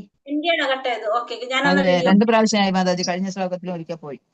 ഹരേ കൃഷ്ണ. അപ്പൊ ഞാൻ എന്റെ വീഡിയോ ഓഫ് ചെയ്തിട്ട് ഇപ്പൊ നോക്കിക്കോളൂ കേട്ടോ. പ്രോബ്ലം ഉണ്ടെങ്കിൽ പറയണേ. പറയാം മാതാജി. അപ്പൊ ഇവിടെ നമ്മള് ഇത് വായിച്ചത് കേട്ടോ? ഇത് ഫുള്ള് കേട്ടോ? അത് ഞാൻ ബാക്കിൽ നിന്ന് പറയണോ? ഇല്ല, കേട്ടില്ല. മുഴുവൻ കേട്ടിട്ടില്ല, പോയിക്കുന്നത്. ഇതിനു മുന്നത്തെയോ? അതും കുറച്ചേ കേട്ടിട്ടുള്ളൂ മാതാജി, പകുതി മാത്രം. നടുവിൽ കുറച്ചില്ലായിരുന്നു. ഏത് 14ാമത്തെ ശ്ലോക? 13, 14, 13 14, 14 14 പറയാം. ആയിക്കോട്ടെ. ഭവന്തി ഭൂതാനി പർജന്യാദന്ന സംഭവഃ യജ്ഞാത് ഭവതി പർജന്യോ യജ്ഞ കർമ്മ സമുദ്ഭവഃ. എല്ലാ ജീവജാലങ്ങളും ധാന്യങ്ങൾ കൊണ്ട് ജീവിക്കുന്നു. ധാന്യമാണെങ്കിലോ എങ്ങനെയാ കിട്ടുന്നത്? മഴ മൂലമാണ് നമുക്ക് കിട്ടുന്നത്. ഈ മഴ നമുക്ക് എവിടെന്നാ വരുന്നത്? യജ്ഞങ്ങൾ ചെയ്യുമ്പോഴാണ് മഴ ലഭിക്കുന്നത്. അതായത് യജ്ഞങ്ങള് വിധിപ്രകാരമുള്ള കർമ്മങ്ങളിൽ നിന്ന്. അപ്പൊ നമുക്ക് എല്ലാ ജീവജാലങ്ങൾക്കും ജീവിക്കാൻ എന്ത് ആവശ്യമാണ്? ധാന്യം ആവശ്യമാണ്. അത് നമുക്ക് കിട്ടുന്നത് മഴ മൂലം. ഈ മഴ നമുക്ക് എവിടെന്നാ കിട്ടുന്നത്? മഴ യജ്ഞങ്ങൾ ചെയ്ത് ദേവന്മാരെ സന്തോഷിപ്പിക്കുമ്പോഴാണ് നമുക്ക് എന്ത് കിട്ടുന്നത്? മഴ കിട്ടുന്നത്. ഈ മഴ യജ്ഞങ്ങളാണെങ്കിൽ നമുക്ക് എങ്ങനെയാണ്? വിധിപ്രകാരമുള്ള കർമ്മങ്ങളിൽ നിന്ന്. വിധിപ്രകാരമുള്ള കർമ്മങ്ങൾ നമ്മൾ ചെയ്യുമ്പോഴാണ് എങ്ങനെ സാധിക്കുന്നത്? ദേവന്മാരെ സന്തോഷിപ്പിക്കാൻ സാധിക്കുന്നതും മഴ ലഭിക്കുന്നതും. അതനുസരിച്ച് നമുക്ക് ധാന്യങ്ങൾ ഉണ്ടാകുന്നു. എല്ലാ ജീവജാലങ്ങളും ആ ധാന്യങ്ങൾ കൊണ്ടാണ് ജീവിക്കുന്നതും. കൃഷ്ണ ഭഗവാനെ പൂജിക്കുമ്പോൾ അവിടുത്തെ വിഭിന്ന അവയവങ്ങൾ മാത്രമായ ദേവന്മാരും സ്വാഭാവികമായും പൂജിക്കപ്പെടും. അപ്പൊ നമുക്കിവിടെ എന്ത് മനസ്സിലായി? നമുക്കിവിടെ മഴ ലഭിക്കണമെങ്കിൽ എന്ത് വേണം? ദേവന്മാരെ, അതായത് യജ്ഞങ്ങള് ചെയ്യണം. യജ്ഞങ്ങൾ ചെയ്യണം എന്നുള്ളത് നമുക്ക് മനസ്സിലായി. അപ്പൊ ഇവിടെ ഭഗവാനെ പൂജിക്കുമ്പോ ഭഗവാൻ മാത്രമല്ല അവിടെ പൂജിക്കപ്പെടുന്നത്. ആരാണ്? ഭഗവാന്റെ വിഭിന്ന അവയവങ്ങളായിട്ടുള്ള ദേവന്മാരും കൂടി പൂജിക്കപ്പെടാണ് ചെയ്യുന്നത്. കാരണം ഭഗവാന്റെ വിഭിന്ന അവയവങ്ങളാണ് ആര്? ഈ പറഞ്ഞ എല്ലാ ദേവന്മാരും. അവരും സ്വാഭാവികമായിട്ട് അവിടെ പൂജിക്കപ്പെടാണ്. അങ്ങനെ അവരെ പ്രത്യേകം പൂജിക്കേണ്ട ആവശ്യമില്ലാതെ വരും. നമ്മൾ പറയില്ല, ഒരു വൃക്ഷത്തിന്റെ വേരിൽ വെള്ളം ഒഴിച്ചു കഴിഞ്ഞാൽ അതെല്ലായിടത്തേക്കും എത്തുന്ന പോലെ ഭഗവാനെ പൂജിച്ചു കഴിഞ്ഞാലോ ഭഗവാന്റെ എല്ലാ അവയവങ്ങളും, വിഭിന്ന അവയവങ്ങളാണ് ഈ പറഞ്ഞ ദേവന്മാരെല്ലാവരും. അവരെല്ലാവരും പ്രത്യേകം പൂജിക്കപ്പെടേണ്ട ആവശ്യമില്ല. അതിലൂടെ തന്നെ എല്ലാവർക്കും എന്ത് കിട്ടാണ്? അവിടെ അവർക്കും അതിന്റെ ഗുണം കിട്ടാണ്. പകർച്ചവ്യാധി പകർന്നു പിടിക്കുന്ന കാലത്ത് അണുനാശക ഔഷധങ്ങൾ കുത്തിവെക്കുന്നത് കൊണ്ട് രോഗബാധയിൽ നിന്ന് രക്ഷ കിട്ടുന്നത് പോലെ ഭഗവാന് നിവേദിച്ച പ്രസാദം ഭക്ഷിക്കുന്നത് കൊണ്ട് എന്ത് സാധിക്കും? വൈശിക ആസക്തിയെ ചെറുത്തു നിൽക്കാനുള്ള കരുത്തുണ്ടാകും. അപ്പൊ നമ്മള് ഇന്ദ്രിയാസക്തി, അതിനെ ചെറുത്തു നിൽക്കാൻ നമുക്ക് എങ്ങനെ സാധിക്കും? ഭഗവാന് നിവേദിച്ച പ്രസാദം ഭക്ഷിക്കുന്നത് കൊണ്ട് നമുക്ക് സാധിക്കും. പതിവായി ഇങ്ങനെ ചെയ്യുന്ന വ്യക്തിയാണ് ആര്? ഭക്തൻ എന്ന് പറയുന്നത്. ഒരു ഭക്തൻ എപ്പോഴും എന്ത് ചെയ്യും? ഭഗവാന് നിവേദിച്ച പ്രസാദം മാത്രമേ ഭക്ഷിക്കുന്നുള്ളൂ. അത് നമ്മളെ എന്തിനു സഹായിക്കും? നമ്മുടെ ഇന്ദ്രിയ ആസക്തി കുറയ്ക്കാനായിട്ട് നമുക്ക് സാധിക്കുകയാണ് ചെയ്യുന്നത്. ഒരു പകർച്ചവ്യാധി പടർന്നു പിടിക്കുമ്പോ അണുനാശക ഔഷധം കുത്തിവെക്കുമ്പോ ആ രോഗബാധയിൽ നിന്ന് രക്ഷപ്പെടുന്നത് പോലെയാണ് എന്ത്? ഈ ഭഗവാനെ നിവേദിച്ച പ്രസാദം ഭക്ഷിക്കുന്നത് കൊണ്ട് നമുക്ക് കിട്ടുന്ന കരുത്ത്. യജ്ഞാനുഷ്ഠാനങ്ങൾ ചെയ്യാതിരുന്നു കഴിഞ്ഞാലോ ദുർഭിക്ഷം അനുഭവപ്പെടും. പ്രകൃതി നിയമമാണിത്. ഭക്ഷണ ദൗർബല്യം ഉണ്ടാകാതിരിക്കാൻ വേണ്ടിയെങ്കിലും നമ്മൾ എന്ത് ചെയ്യണം? ദൗർലഭ്യം ഉണ്ടാകാതിരിക്കാൻ വേണ്ടിയെങ്കിലും നമ്മൾ യജ്ഞം, വിശേഷിച്ചും കലിയുഗത്തിൽ പറഞ്ഞിരിക്കുന്ന സങ്കീർത്തന യജ്ഞം അനുഷ്ഠിക്കണം. അപ്പൊ യജ്ഞാനുഷ്ഠാനങ്ങൾ ചെയ്തില്ലെങ്കിൽ നമുക്ക് അവിടെ എന്ത് സംഭവിക്കും? ദുർഭിക്ഷം, ദൗർലഭ്യം നമുക്ക് ഉണ്ടാകും. കാരണം ഈ യജ്ഞങ്ങളിലൂടെ ആരെയാണ് സന്തോഷിപ്പിക്കുന്നത്? ദേവന്മാരെ നമ്മൾ സന്തോഷിപ്പിക്കുക. അപ്പൊ യജ്ഞങ്ങള് ചെയ്യില്ലെങ്കിൽ നമുക്ക് അവിടെ എന്ത് വരില്ല? മഴയുണ്ടാവില്ല. മഴയില്ലെങ്കിൽ നമുക്ക് ധാന്യങ്ങൾ കിട്ടില്ല. അപ്പൊ ഓട്ടോമാറ്റിക്കലി അവിടെ എന്ത് സംഭവിക്കും? നമുക്ക് ഭക്ഷണത്തിന് ദൗർലഭ്യം ഉണ്ടാകും. അപ്പൊ ഈ ഭക്ഷണ ദൗർലഭ്യം ഉണ്ടാകാതിരിക്കാൻ വേണ്ടിയിട്ടെങ്കിലും നമ്മൾ എന്ത് ചെയ്യണം? യജ്ഞങ്ങൾ അനുഷ്ഠിക്കണം. അപ്പൊ കലിയുഗത്തിൽ നമ്മൾക്ക് പറഞ്ഞിരിക്കുന്ന യജ്ഞം എന്താണ്? സങ്കീർത്തന യജ്ഞമാണ്. ആ സങ്കീർത്തന യജ്ഞം നമ്മൾ അനുഷ്ഠിക്കേണ്ടതാണ്. കർമ്മ ബ്രഹ്മോദ്ഭവം വിത്തി ബ്രഹ്മാക്ഷരാസമുദ്ഭവം തസ്മാത് സർവഗതം ബ്രഹ്മ നിത്യം യജ്ഞേ പ്രതിഷ്ഠിതം. വേദങ്ങളിൽ നിയന്ത്രിത കർമ്മവിധികൾ വിവരിച്ചിട്ടുണ്ട്. പരമദിവ്യോത്തമ പുരുഷനിൽ നിന്ന് നേരിട്ട് ഉത്ഭവിച്ചതാണ് വേദങ്ങൾ. അതിനാൽ സർവവ്യാപകമായ അതീന്ദ്രിയ സത്ത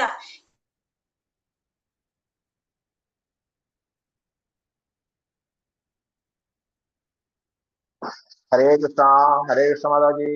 ഹരേ കൃഷ്ണ. മാതാജി രണ്ട് നെറ്റ് പോയി. കട്ടാവണം.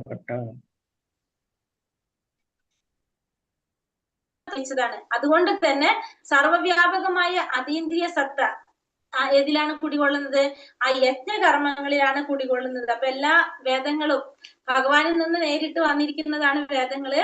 ആ വേദങ്ങളില് നമ്മുടെ നിയന്ത്രിതമായിട്ടുള്ള കർമ്മവിധികളെ കുറിച്ച് പറയുന്നുണ്ട്. ആ സർവവ്യാപകമായ അതീന്ദ്രിയ സത്ത എന്തിലാണ് കുടികൊള്ളുന്നത്? ഈ യജ്ഞകർമ്മങ്ങളിലാണ് അത് ഭഗവാൻ കുടികൊള്ളുന്നതെന്നും ഇവിടെ പറയുന്നു. അതീന്ദ്രിയമായ സത്ത യജ്ഞകർമ്മങ്ങളിലാണ് കുടികൊള്ളുന്നത്. അപ്പൊ മാതാജി നെറ്റ് പോയിക്കൊണ്ടിരിക്കുന്നു, ഇടയ്ക്കിടയ്ക്ക് വിട്ടുപോകുന്നുണ്ട്. ഹരേ കൃഷ്ണ. ഹരേ കൃഷ്ണ. പ്രഭു ഇപ്പൊ പറഞ്ഞ കേൾക്കില്ല മാതാജിക്ക്. അല്ല വന്നിട്ട് പറയാം. അല്ലെങ്കിൽ ഈ രാഷ്ട്രത്തിന്റെ നിയമങ്ങള് മാതാജി നെറ്റ് ഇടയ്ക്കിടയ്ക്ക് പോകുന്നു മാതാജി കേട്ടോ. ഹരേ കൃഷ്ണ. ഹരേ കൃഷ്ണ. എല്ലാവർക്കും പ്രോബ്ലം ഉണ്ട്. അങ്ങനെയാണെങ്കിൽ അതെ മാതാജി കുറച്ച് കട്ടാവുന്നു. മാതാജി പറയുന്ന കേൾക്കുമല്ലോ മാതാജി. 15ാമത്തെ ശ്ലോകം കേട്ടിട്ടില്ല. എന്നാ നമുക്ക് സ്റ്റോപ്പ് ചെയ്യാം. അതെന്താ അവിടെ പ്രശ്നം വന്നേക്കുന്നത് മാതാജിക്ക്? നെറ്റ് ഇവിടെ ഉണ്ടല്ലോ, അതെന്താ മനസ്സിലാ. ഇടയ്ക്കിടയ്ക്ക് കട്ടാവുന്നുണ്ട് മാതാജി കുറച്ച്. ഒരു മിനിറ്റ്, ഞാൻ ഇതിലൊന്ന് ഓണാക്കി നോക്കട്ടെ.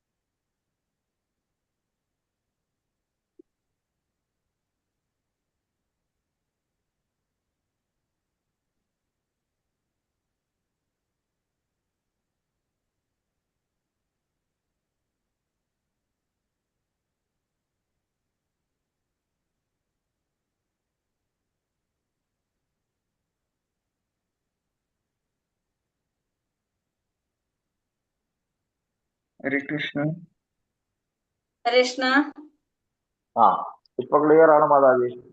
ഇപ്പൊ ഓക്കെയാണ്. ഞാനിപ്പോ വേറെ ഒരെണ്ണത്തിന് കണക്ട് ചെയ്തിട്ടുണ്ട്. ഇനി നെറ്റിന്റെ പ്രോബ്ലം വരികയാണെങ്കിൽ ക്ലോസ് ചെയ്യാം. നോക്കട്ടോ. ഹരേ കൃഷ്ണ. ഹരേ കൃഷ്ണ. ഹരേ കൃഷ്ണ. ഹരേ കൃഷ്ണ. ഇവിടെ പറഞ്ഞത് കർമ്മ ബ്രഹ്മോദ്ഭവം വിധി ബ്രഹ്മാക്ഷരാസമുദ്ഭവം തസ്മാത് സർവഗതം ബ്രഹ്മ നിത്യം യജ്ഞേ പ്രതിഷ്ഠിതം. ഇപ്പൊ വേദങ്ങളിൽ നിയന്ത്രിത കർമ്മവിധികൾ വിവരിച്ചിട്ടുണ്ട്. അപ്പൊ നമുക്ക് വേദങ്ങളിലെ നിയന്ത്രിതമായിട്ടുള്ള രീതിയിലുള്ള കർമ്മവിധികൾ പറഞ്ഞിട്ടുണ്ട്. അപ്പൊ ഭഗവാനിൽ നിന്ന് നേരിട്ട് വന്നതാണ് എന്ത്? ഈ വേദങ്ങൾ എന്ന് പറയുന്നത് ഭഗവാനിൽ നിന്ന് നേരിട്ട് ഉത്ഭവിച്ചതാണ് ഈ വേദങ്ങള്. അതില് നിയന്ത്രിതമായ രീതിയിലുള്ള കർമ്മവിധികൾ വിവരിച്ചിട്ടുണ്ട്. അപ്പൊ അതുകൊണ്ട് നമുക്ക് എന്ത് പറയാം? സർവവ്യാപകമായ അതീന്ദ്രിയ സത്ത അത് എന്തിലാണ് കുടികൊള്ളുന്നത്? ഈ യജ്ഞകർമ്മങ്ങളിലാണ് ഈ അതീന്ദ്രിയനായിട്ടുള്ള സത്ത കൂടികൊള്ളുന്നത് ഈ യജ്ഞകർമ്മങ്ങളിലാണ്. അപ്പൊ കർമ്മത്തിന്റെ പ്രതികരണങ്ങളിൽ നിന്ന് രക്ഷപ്പെടണമെങ്കിൽ നമ്മൾ എന്ത് വേണം? ഈ വേദവിധി അനുസരിച്ച് പ്രവർത്തിക്കണം. അപ്പൊ നമ്മള് ഈ കർമ്മത്തിന്റെ പ്രതികരണങ്ങൾ നമുക്കറിയാം. കർമ്മം നമ്മളെ ഈ കർമ്മത്തിൽ നമുക്ക് എന്തുണ്ടാവും? ബന്ധനം ഉണ്ടാവും. നമ്മൾ ചെയ്യുന്ന കർമ്മത്തില് അതിൽ നിന്ന് നമുക്ക് രക്ഷപ്പെടണമെങ്കിൽ നമ്മൾ എന്ത് ചെയ്യണം? വേദവിധി അനുസരിച്ച്. ഇല്ല, പോയോ? ഇപ്പൊ കേൾക്കുന്നുണ്ട്. അതിന്റെ ഇടയിലിടയിൽ പോകുന്നുണ്ട്. എന്താണ് കേൾക്കുന്നുണ്ട് ഇപ്പൊ കേൾക്കുന്നുണ്ട്. ഹരേ കൃഷ്ണ. ഒന്നുകിൽ നമുക്ക് ഈ 5ാമത്തെ മുഴുവനാക്കിയിട്ട് നിർത്താം. ഇനി അതിൽ കൂടുതൽ പോകണ്ടെന്നായിരിക്കും. കർമ്മത്തിന്റെ പ്രതികരണങ്ങളിൽ നിന്ന് രക്ഷപ്പെടണമെങ്കിൽ വേദവിധി അനുസരിച്ച് പ്രവർത്തിക്കണം. സാധാരണ ജീവിതത്തിൽ രാഷ്ട്രത്തിന്റെ നിയമങ്ങൾ അനുസരിക്കേണ്ടത് പോലെ തന്നെ ഒരാൾ എന്ത് ചെയ്യണം? ഭഗവത് സാമ്രാജ്യത്തിന്റെ നിർദ്ദേശങ്ങൾ അനുസരിച്ച് പ്രവർത്തിക്കണം. അപ്പൊ നമുക്കറിയാം, ഒരു രാജ്യത്ത് നമ്മൾ താമസിക്കുമ്പോൾ ആ രാജ്യത്തെ നിയമങ്ങള്, ആ രാഷ്ട്രത്തിന്റെ നിയമങ്ങള് നമ്മൾ അനുസരിക്കണം. അതേപോലെ തന്നെ നമ്മള് ഭഗവത് സാമ്രാജ്യത്തിൽ താമസിക്കുമ്പോൾ എന്ത് വേണം? ഭഗവാന്റെ നിർദ്ദേശങ്ങൾ അനുസരിച്ച് പ്രവർത്തിക്കണം. അപ്പൊ നമ്മളിവിടെ ഭഗവാന്റെ നിർദ്ദേശങ്ങൾ അനുസരിച്ച് പ്രവർത്തിക്കാനായിട്ട് നമ്മൾ ഓരോരുത്തരും ബാധ്യസ്ഥരാണ്. സാധാരണ ജീവിതത്തില് നമ്മൾ രാഷ്ട്രത്തിന്റെ നിയമങ്ങൾ, നമ്മൾ ആ സമൂഹത്തിന്റെ നിയമങ്ങൾ അനുസരിച്ച് പ്രവർത്തിക്കുന്നത് പോലെ തന്നെ ഭഗവാന്റെ നിർദ്ദേശങ്ങൾ അനുസരിച്ച് പ്രവർത്തിക്കേണ്ടത് നമ്മുടെ ഉത്തരവാദിത്വം തന്നെയാണ്. ഈ ലോകത്തിലെ ഭക്തരായ ജീവാത്മാക്കൾക്കെല്ലാം ഭൗതിക സുഖ ആസ്വാദനത്തിലാണ് ആസക്തി. ഈ ഭക്ത ജീവാത്മാക്കൾക്ക് എന്തിലാണ് ആസക്തി വരുന്നത്? ഭൗതികമായ സുഖം ആസ്വാദിക്കാനാണ് ആ താല്പര്യം ഉണ്ടാകുന്നത്.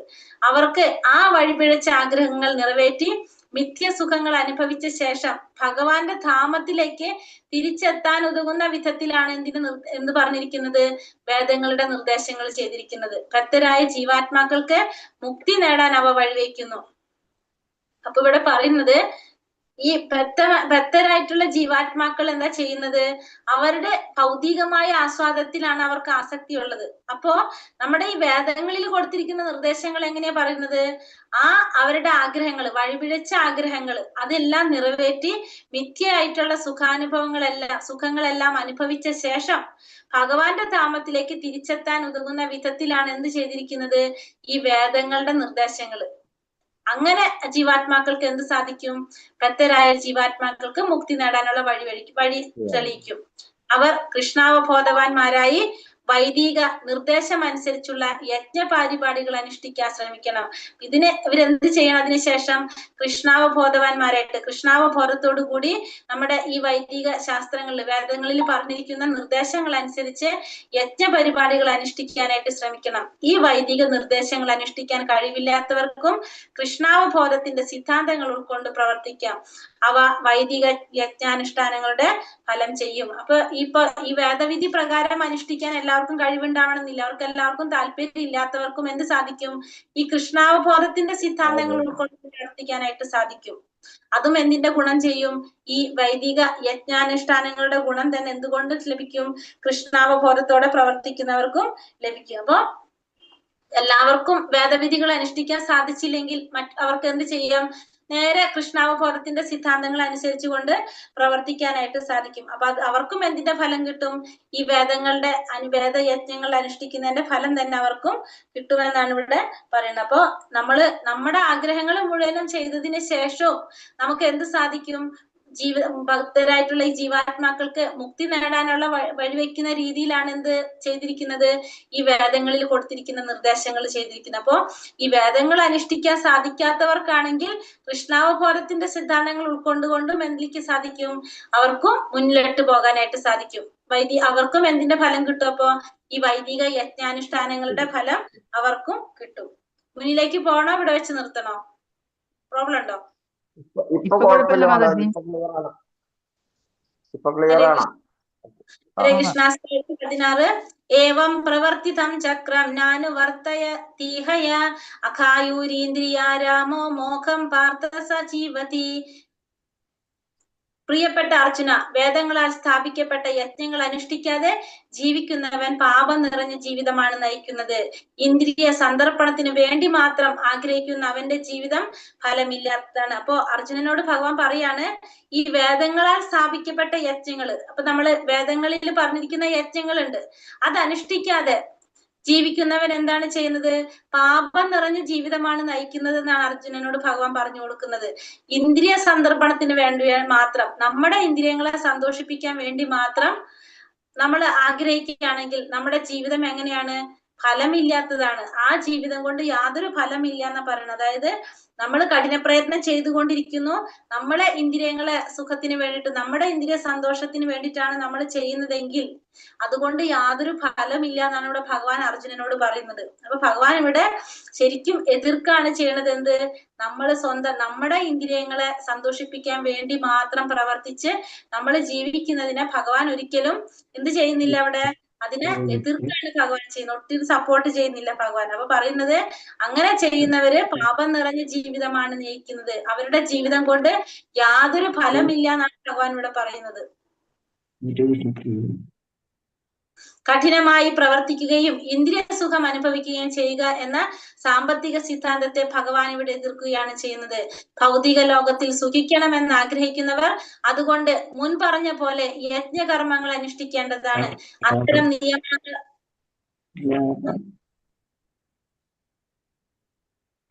നിയമങ്ങൾ അനുസരിക്കാത്തവർ അധികം ശബ്ദന്മാരായി തീരുന്ന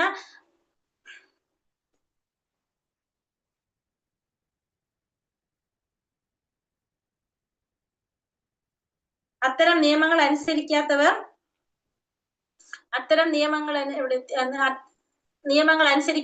അധികം ശക്തന്മാരായി തീരുന്ന ഒരു അപായ സാധ്യതയുള്ള ജീവിതം നയിക്കുന്നു. ശക്തന്മാരായി തീരുന്ന അവിടെ എന്താ വേർഡ് കറക്റ്റ് ആണത്? ശക്തന്മാരായി തന്നെ മാതാജി അല്ലേ? ശക്തമായി തീരുന്ന അങ്ങനെ തന്നെ ഉള്ളത് മാതാജി ആണല്ലേ? ആ ഏതാ ശ്ലോകം? 16. ശബ്ദ എന്ന് പറയുന്നതിന് വേറെ എന്തെങ്കിലും അർത്ഥം ഉണ്ടാവൂലേ? 16 മാതാജി, 16ാമത്തെ ശ്ലോകം.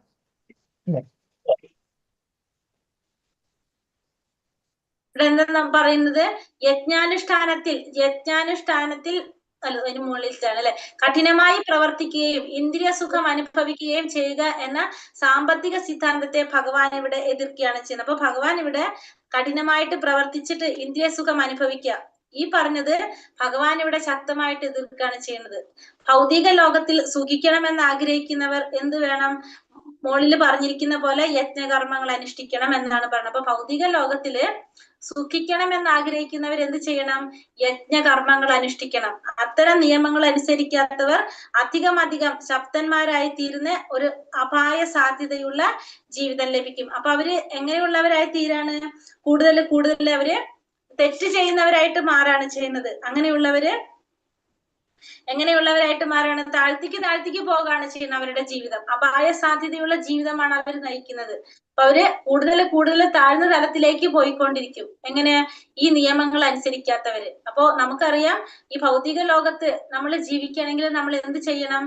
ഈ ഭഗവാന്റെ നിയമങ്ങൾ നമ്മൾ അനുസരിക്കണം. കാരണം യജ്ഞങ്ങൾ അനുഷ്ഠിക്കണം, അല്ലാതെ നമ്മൾ വേദങ്ങൾ അനുഷ്ഠിക്കാതെ ധർമ്മത്തിന് അനുസൃതമായിട്ട് പ്രവർത്തിക്കണം. ധർമ്മത്തിൽ പറഞ്ഞിരിക്കുന്ന രീതിയിൽ പ്രവർത്തിച്ചു പോകേണ്ടവരാണ് നമ്മൾ. അല്ലെങ്കിൽ നമ്മൾ എന്താണ്? ആസുരിക സ്വഭാവത്തിലുള്ളവരായിട്ട് മാറാണ് ചെയ്യുന്നത് നമ്മള്, ആ ധർമ്മത്തെ അനുസരിക്കാതെ വരുമ്പോ. ഇവിടെ അതാണ് പറഞ്ഞത്, നമ്മൾ ഈ ഭൗതിക ലോകത്തിൽ സുഖിക്കണമെന്ന് ആഗ്രഹിക്കുന്നവര് യജ്ഞകർമ്മങ്ങൾ അനുഷ്ഠിക്കണം.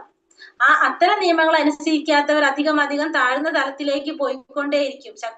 ശക്തന്മാരായിട്ട് ശക്തമായി തീരുന്നു എന്നാണ് പറഞ്ഞത് അല്ലെ? അപായ സാധ്യത ഉള്ള ജീവിതം നയിക്കുന്നു. അപ്പൊ അവര് അപായ സാധ്യതയുള്ള ജീവിതമാണ് നയിക്കുന്നത്. കാരണം അവർ എവിടേക്ക് പോകും? കാരണം ഭൂമിയിൽ ജന്മം എടുത്ത് നമ്മൾ ഈ യജ്ഞങ്ങളൊക്കെ നമ്മൾ ചെയ്യുന്നത് എങ്ങനെയാണ്? മനുഷ്യനായിട്ടാണ് നമ്മൾ ചെയ്യുന്നത്. അപ്പൊ നമുക്ക് അതിനേക്കാളും താഴ്ന്ന തലത്തിലേക്ക് നമ്മൾ പോകേണ്ടതായിട്ട് വരും. നമ്മൾ അപായ സാധ്യതയുള്ള ജീവിതം നയിക്കേണ്ടി വരും എന്ന് പറഞ്ഞാൽ എന്താണ്? ഭൂമിക്ക് താഴെയുള്ള ലോകങ്ങളിലേക്ക് താഴ്ന്ന ലോകത്തിലേക്ക് നമ്മൾ പോകേണ്ടതായിട്ട് വരും. വേദങ്ങളിൽ പറഞ്ഞിരിക്കുന്ന പോലെ നമ്മളെ ജീവിതം നയിച്ചില്ലെങ്കിൽ. യജ്ഞാനുഷ്ഠാനത്തിൽ പരിശീലനം സിദ്ധിച്ചവർ തീർച്ചയായും കൃഷ്ണാവബോധം നേടും. അപ്പൊ യജ്ഞാനുഷ്ഠാനത്തിൽ പരിശീലനം സിദ്ധിച്ചിട്ടുള്ളവർ തീർച്ചയായിട്ടും അവർക്ക് എന്ത് സാധിക്കും? കൃഷ്ണാവബോധത്തില് നേടാനായിട്ട് സാധിക്കും. അതല്ല, യജ്ഞാദികൾ ചെയ്തിട്ടും കൃഷ്ണാവബോധം ഉദിക്കുന്നില്ലെങ്കിൽ അത്തരം വൈദിക വിധികൾ വെറും സന്മാർഗ നിയമങ്ങളായേ കരുതാൻ പറ്റുള്ളൂ. ഒരാൾ തന്റെ പുരോഗതി നീതി സംഹിതയിൽ മാത്രം ഒതുക്കി നിർത്തിയത് കൊണ്ടായില്ല കൃഷ്ണാവബോധം പ്രാപിക്കുന്നതിലേക്കായി അതിനപ്പുറം കടക്കണം.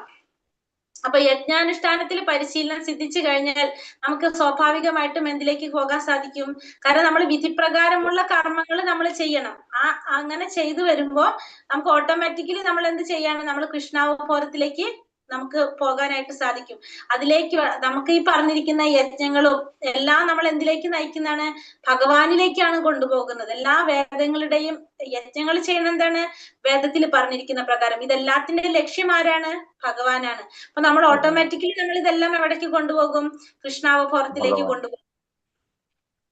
അപ്പൊ കൃഷ്ണാവബോധത്തിലേക്ക് കൊണ്ടുപോകുന്നതാണ് ഇതെല്ലാം. പക്ഷെ ഇതൊക്കെ ചെയ്തിട്ടും കൃഷ്ണാവബോധം ഉദിക്കുന്നില്ലെങ്കിലോ ഈ വൈദിക വിധികൾ വെറും സന്മാർഗ നിയമങ്ങളായിട്ടാണ് കരുതാൻ പറ്റുള്ളൂ നമുക്ക്. അപ്പൊ ഇതൊക്കെ നമ്മൾ ചെയ്തിട്ടും കൃഷ്ണാവബോധം ഉദിക്കുന്നില്ലെങ്കിൽ ഇതൊക്കെ എന്താണ്?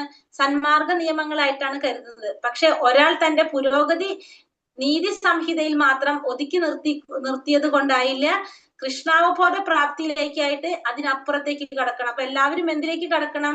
കൃഷ്ണാവബോധം പ്രാപിക്കാൻ വേണ്ടിയിട്ട് നമ്മൾ അതിനപ്പുറത്തേക്കാണ് നമ്മൾ എല്ലാവരും കടക്കേണ്ടത് എന്നാണ് ഇവിടെ പറയുന്നത്.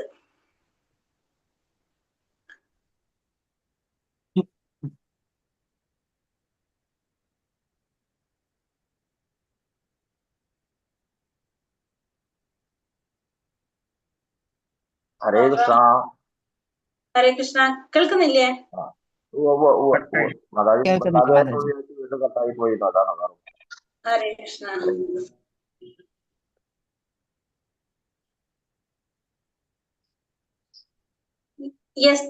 അടുത്ത ശ്ലോകം. യസ്തു ആത്മാരതിരേവ സ്യാത് ആത്മതൃപ്തശ്ച മാനവഃ ആത്മന്യേവ ച സന്തുഷ്ട തസ്യ കാര്യം ന വിദ്യതേ. മനുഷ്യ ജീവിതം ആത്മസാക്ഷാത്കാരത്തിന് വേണ്ടി ഒഴിഞ്ഞുവെക്കുകയും ആത്മാരാമനായി വർത്തിക്കുകയും ആത്മാവിൽ പൂർണ്ണ തൃപ്തനായിരിക്കുകയും ചെയ്യുന്നവന് കർത്തവ്യങ്ങളൊന്നുമില്ല. അപ്പൊ ഇവിടെ പറയുന്നത് മനുഷ്യന്റെ ജീവിതം ആത്മസാക്ഷാത്കാരത്തിന് വേണ്ടി ഒഴിഞ്ഞു വെക്കുക. ആത്മസാക്ഷാത്കാരത്തിന് ഒഴിഞ്ഞു വെച്ച് ആത്മാരാമനായിട്ട് വർത്തിക്കുക. ആത്മാരാമൻ എന്ന് വെച്ചാൽ എന്താണ്? ആത്മാവിൽ തന്നെ സന്തോഷം സംതൃപ്തിയും കണ്ടെത്തുന്ന വ്യക്തിയാണ് ആര്? ആത്മാരാമൻ. ആത്മാവിൽ തന്നെ പൂർണ്ണ തൃപ്തനായിരിക്കുകയും ചെയ്യുക. അങ്ങനെയുള്ള വ്യക്തിക്ക് എന്തില്ല?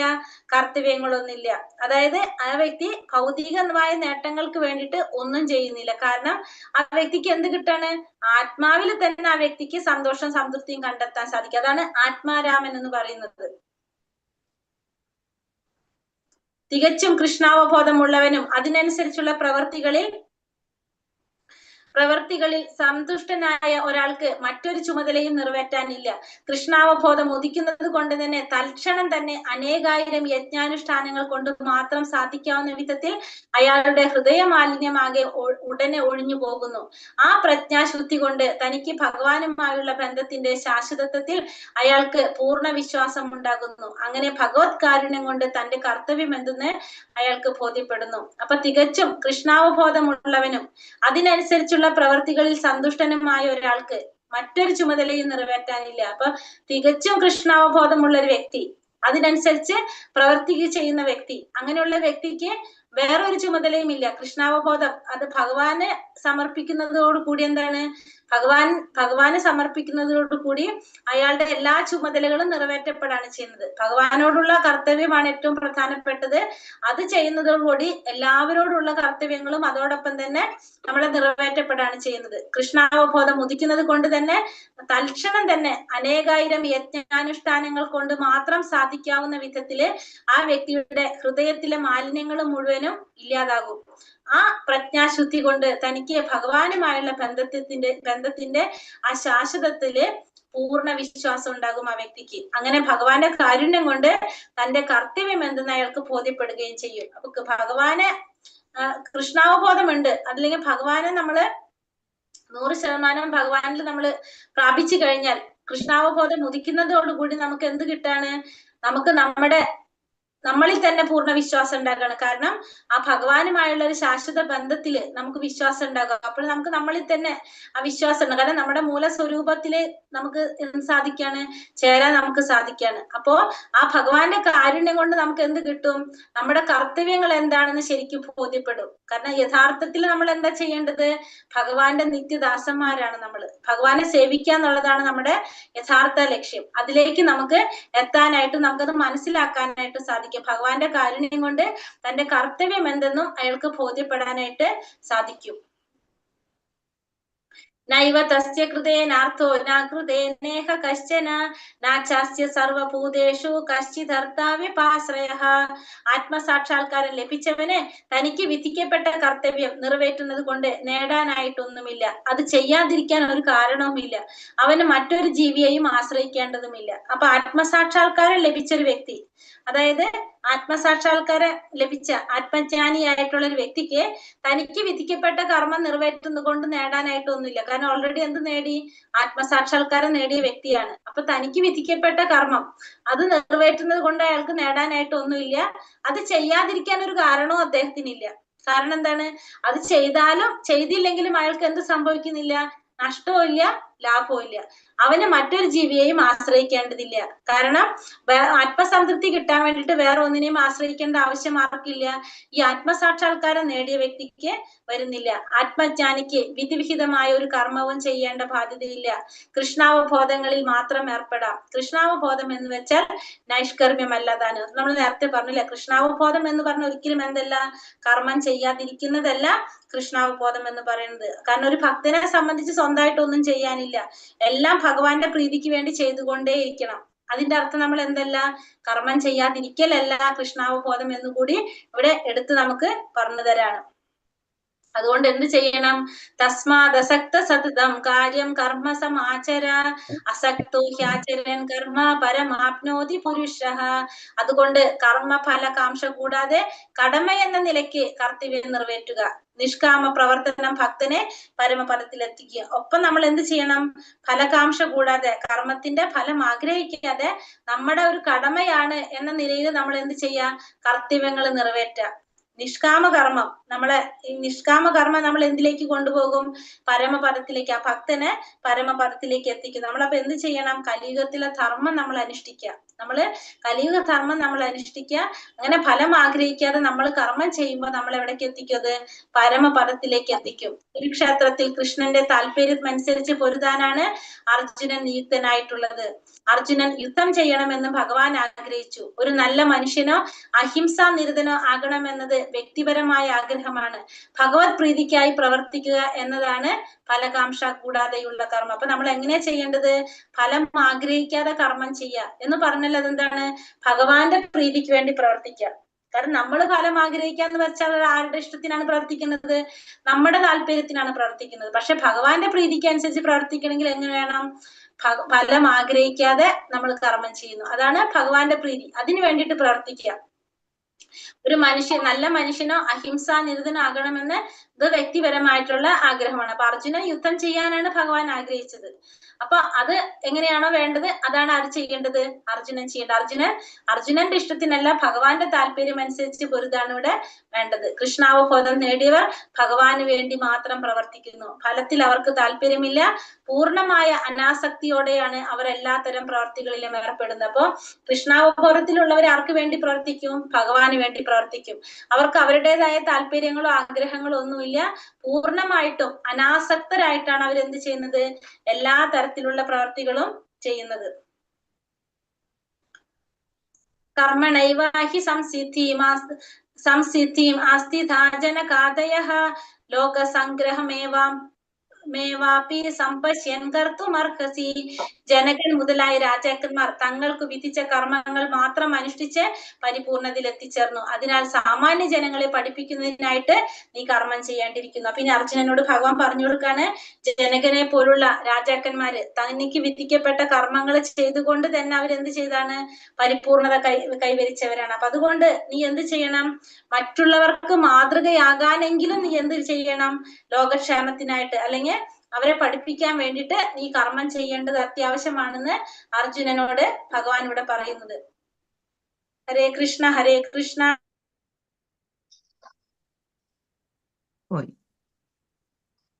ഇനിയിപ്പോ പോട്ടെ, എന്തായാലും പോയാലും കുഴപ്പമില്ല. കൃഷ്ണ കൃഷ്ണ ഹരേ ഹരേ ഹരേ. അർജുനനോട് ഭഗവാൻ പറഞ്ഞു കൊടുക്കാൻ നീ കാരണം എന്താണ്?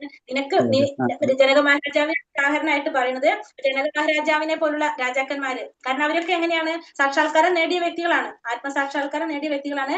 എന്നിട്ട് പോലും അവരെന്ത് ചെയ്തു? അവര് കർമ്മങ്ങൾ അനുഷ്ഠിച്ചു കൊണ്ടേയിരുന്നു പൂർണ്ണത കൈവരിക്കാൻ. കാരണം എന്താണ് പറയുന്നത്, അവര് ആത്മസാക്ഷാത്കാരം നേടിയവരായിട്ട് പോലും അവരത് ചെയ്തു. കാരണം അവരുടെ രാജ്യത്തുള്ള ജനങ്ങളെ പഠിപ്പിക്കാൻ വേണ്ടിയിട്ട്, അവർക്കത് മനസ്സിലാക്കാൻ വേണ്ടിയിട്ട്, അവർക്കൊരു മാതൃകയായിട്ട് അവര് എന്ത് ചെയ്തു, കർമ്മങ്ങൾ ചെയ്തുകൊണ്ടിരുന്നു. അപ്പൊ അതേപോലെ തന്നെ പ്രജകളെ പഠിപ്പിക്കാൻ വേണ്ടിയിട്ട് നീയും എന്ത് ചെയ്യണം, നീയും കർമ്മം ചെയ്യണം. കാരണം അത് മാതൃകയാകാൻ വേണ്ടിയിട്ട്, മറ്റുള്ളവർക്ക് മാതൃകയാകാൻ വേണ്ടിയിട്ട്, ലോകക്ഷേമത്തിനായിട്ട് നമ്മൾ എന്ത് ചെയ്യണം, കർത്തവ്യങ്ങൾ അനുഷ്ഠിക്കണം, നിർവഹിക്കണം എന്നാണ് ഭഗവാൻ ഇവിടെ അർജുനനോട് പറഞ്ഞു കൊടുക്കുന്നത്. ഇവിടെ തന്നെ പറയുന്നുണ്ട്. കാരണം ശരിക്കും ഭഗവാൻ എന്താണ്, ഭഗവാന് യുദ്ധം ചെയ്യേണ്ട യാതൊരു ആവശ്യം ഉണ്ടായിരുന്നില്ല. കുരുക്ഷേത്ര യുദ്ധം ചെയ്യേണ്ട ആവശ്യമില്ലല്ലോ. പക്ഷെ എന്തിനാണ് ഭഗവാൻ അത് ചെയ്ത് കാണിച്ചത്? നീതിവാദങ്ങൾ കൊണ്ട് ഫലമില്ലാതെ വരുന്നിടത്ത് ഹിംസ അത്യാവശ്യമാണെന്ന് സാധാരണ ജനങ്ങളെ ബോധ്യപ്പെടുത്താൻ വേണ്ടിയിട്ടാണ് ഇവിടെ ആര് യുദ്ധം ചെയ്യുന്നത്, ഭഗവാൻ യുദ്ധം ചെയ്യുന്നത്. അപ്പൊ ഭഗവാനും അർജുനനും കുരുക്ഷേത്ര യുദ്ധം വന്നപ്പോ അത് ചെയ്യേണ്ട ആവശ്യം ഉണ്ടായിരുന്നില്ല. പക്ഷെ ചില സ്ഥലത്ത് നമുക്ക് എന്താവശ്യമാണ്, ഹിംസ ആവശ്യമാണെന്ന് സാധാരണ ജനങ്ങളെ ബോധ്യപ്പെടുത്തി കൊടുക്കാൻ വേണ്ടിയിട്ടും കൂടിയാണ് ഇവിടെ ഭഗവാൻ എന്ത് ചെയ്യുന്നത്, യുദ്ധം ചെയ്യുന്നത് എന്നും കൂടി ഇവിടെ പറയുന്നുണ്ട്. ഹരേ കൃഷ്ണ. പഞ്ചാകൽപതരുപേക്ഷ സിന്ധോക്യവച പതിതാനം പാവനേഭ്യോ വൈഷ്ണവേഭ്യോ നമോ നമഃ. അനന്ത കോടി വൈഷ്ണവ ഭക്തവൃന്ദ की जय, श्रील प्रभुपाद की जय, गुरुदेव की जय, नित्याय गौर प्रमानंदे, हरि हरि बोल. ഹരേ കൃഷ്ണ. അപ്പൊ ഇതില് ഹരേ കൃഷ്ണ. 11ാമത്തെ ശ്ലോകത്തിൽ ജസ്റ്റ് ഒന്ന് പറഞ്ഞിട്ട് പോകാം, കുറച്ച് ബ്രേക്ക് ആയിട്ടുണ്ടായിരുന്നില്ല. അപ്പൊ 11ാമത്തെ ശ്ലോകത്തിൽ എന്താ നമ്മൾ പറഞ്ഞത്, യജ്ഞങ്ങളിലൂടെ നമ്മൾ എന്ത് ചെയ്യുന്നു, ദേവന്മാരെ പ്രസാദിപ്പിക്കുന്നു, അത് സന്തോഷിപ്പിക്കുന്നു. അപ്പൊ അവരെന്ത് ചെയ്യും, മനുഷ്യരെ അനുഗ്രഹിക്കും. അങ്ങനെ നമുക്ക് പരസ്പരം ആ സഹകരണത്തിലൂടെ നമുക്ക് എന്ത് സാധിക്കും, ഭൗതികമായിട്ടുള്ള സമൃദ്ധിയും ആത്മീയ പുരോഗതിയും ഒക്കെ കൈവരിക്കാനായിട്ട് സാധിക്കും. യജ്ഞങ്ങൾ ചെയ്ത് നമ്മൾ ദേവന്മാരെ സന്തോഷിപ്പിക്കുമ്പോൾ അവരെന്ത് ചെയ്യും, അവര് നമ്മളെ സന്തോഷിപ്പിക്കും. അങ്ങനെ നമുക്ക് നമ്മൾ അനുഗ്രഹിക്കുന്നു. അപ്പൊ അതിലൂടെ നമുക്ക് എന്ത് സാധിക്കും, സമൃദ്ധി, ഭൗതികമായിട്ടുള്ള സമൃദ്ധിയും ആത്മീയമായ പുരോഗതിക്കും എന്ത് സഹായകമാകും, ദേവന്മാരെ കൊണ്ട് സാധിക്കും നമുക്ക്. അപ്പൊ ആത്മീയമായ പുരോഗതി കൈവരിക്കാൻ നമ്മൾ എന്ത് ചെയ്യണം, യജ്ഞങ്ങൾ അനുഷ്ഠിക്കണം. ദേവന്മാരുടെ അനുഗ്രഹം നമുക്ക് ആവശ്യമാണ്. നമ്മൾ പറയുന്നുണ്ട് അല്ലെ, ദേവി ഭക്തന്മാർ അല്ലെങ്കിൽ മഹാദേവന്റെ ഭക്തന്മാരൊക്കെയാണ് ഏറ്റവും കൂടുതൽ കൃഷ്ണാവബോധത്തിൽ വന്നിരിക്കുന്നത് നമ്മൾ പറയാറുണ്ട്. അപ്പൊ ഇവിടെ പറയുന്നത് അത് തന്നെയാണ്, ദേവന്മാരുടെ അനുഗ്രഹം ഉണ്ടെങ്കിൽ നമുക്ക് എന്ത് സാധിക്കും, ആത്മീയ പുരോഗതി കൈവരിക്കാനായിട്ട് നമുക്ക് സാധിക്കും. അതിന്റെ അർത്ഥം ഈ കൃഷ്ണാവബോധത്തിൽ വന്നു കഴിഞ്ഞാൽ മറ്റുള്ള അമ്പലങ്ങളിലോ മറ്റുള്ള ദേവന്മാരെ നമ്മൾ ഒഴിവാക്കണം എന്നല്ല, അവരെ നമ്മൾ എന്ത് ചെയ്യണം, അവരെ നമ്മൾ വണങ്ങണം തന്നെയാണ് പറയുന്നത്. അടുത്ത ശ്ലോകത്തിൽ നമുക്ക് എന്താ പറഞ്ഞത്, കേൾക്കുന്നില്ല മാതാജി, കട്ടായി പോയി വന്നത്. അതെ, തരുന്നത് 12ാമത്തെ ശ്ലോകത്തിൽ പറയുന്നത് സ്ഥാനം തന്നെയാണ് ഭഗവാന്റെ തന്നെ. കാരണം ഭഗവാൻ ദേവന്മാരെ നിയമിച്ചിരിക്കുന്നതിന് വേണ്ടിയിട്ടാണ്, ഈ മനുഷ്യർക്ക് ആവശ്യമായിട്ടുള്ള വിഭവങ്ങൾ ഇഷ്ടം പോലെ വിതരണം ചെയ്യാനായിട്ട് ഭഗവാൻ നിയോഗിച്ചതാണ് ആര്, ദേവന്മാരെ എല്ലാവരും തന്നെ. അതുകൊണ്ട് നമ്മൾ എന്ത് ചെയ്യണം, ഭഗവാന് ഈ ദേവന്മാരെ തൃപ്തിപ്പെടുത്തേണ്ടത് അത്യാവശ്യമാണ് എന്നുള്ളത് പറയാണ്. പിന്നെ പറയുന്നുണ്ട്, ഇവർക്ക് സമർപ്പിക്കാതെ ഭഗവാന് സമർപ്പിക്കാതെ സ്വാർത്ഥമായിട്ട് നമ്മൾ അത് ഉപയോഗിക്കുകയാണെങ്കിൽ അതെന്താണ്, അവരെ ചോരന്മാരായിട്ടാണ് പറയുന്നത് അല്ലെ. അങ്ങനെ ചെയ്യുന്നവരെ ചോരന്മാരായിട്ടാണ് പറയുന്നത്. അപ്പൊ പണ്ട് നമ്മൾ എങ്ങനെയാ ചെയ്തിരുന്നത്, പഞ്ചമഹായജ്ഞങ്ങൾ ചെയ്തിരുന്നതിനെ കുറിച്ച് ഇതിൽ പറയുന്നുണ്ട്.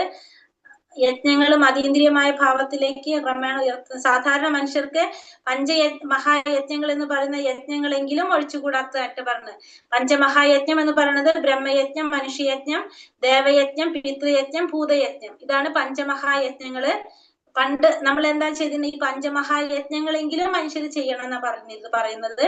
അപ്പൊ നമുക്ക് എന്ത് ചെയ്താൽ മാത്രം മതി, ഭഗവാന് സമർപ്പിച്ച് നമ്മൾ ഈ പറഞ്ഞ രീതിയിൽ നമ്മൾ ചെയ്താൽ മതി. കൃഷ്ണാവബോധത്തിൽ ചെയ്ത എല്ലാവരും സന്തോഷിക്കപ്പെടുകയാണ് ചെയ്യുന്നത്. പ്രത്യേകിച്ച് നമ്മളിപ്പോ ചെയ്യേണ്ട ആവശ്യമില്ല. അല്ലെങ്കിൽ പഞ്ചമഹായജ്ഞം എന്ന് പറയാം. ബ്രഹ്മയജ്ഞം, മനുഷ്യയജ്ഞം, ദേവയജ്ഞം, പിതൃയജ്ഞം, ഭൂതയജ്ഞം, അതിനെയാണ് പഞ്ചമഹായജ്ഞം എന്ന് പറയുന്നത്. അടുത്ത ശ്ലോകത്തില് 13ാമത്തെ ശ്ലോകത്തില് നമ്മളോട് എന്താ പറഞ്ഞത്, ഭഗവാന് സമർപ്പിച്ച പ്രസാദം സ്വീകരിക്കുന്നവർക്ക് പാപങ്ങളിൽ നിന്നെല്ലാം മുക്തരാകാനായിട്ട് സാധിക്കും. നമ്മുടെ സ്വന്തം ഇന്ദ്രിയ സംതൃപ്തിക്കായിട്ടാണ് നമ്മൾ ചെയ്യുന്നതെങ്കിലോ നമ്മൾ പാപം ആണ് പൂജിക്കുന്നതെന്ന് പറയുന്നത്.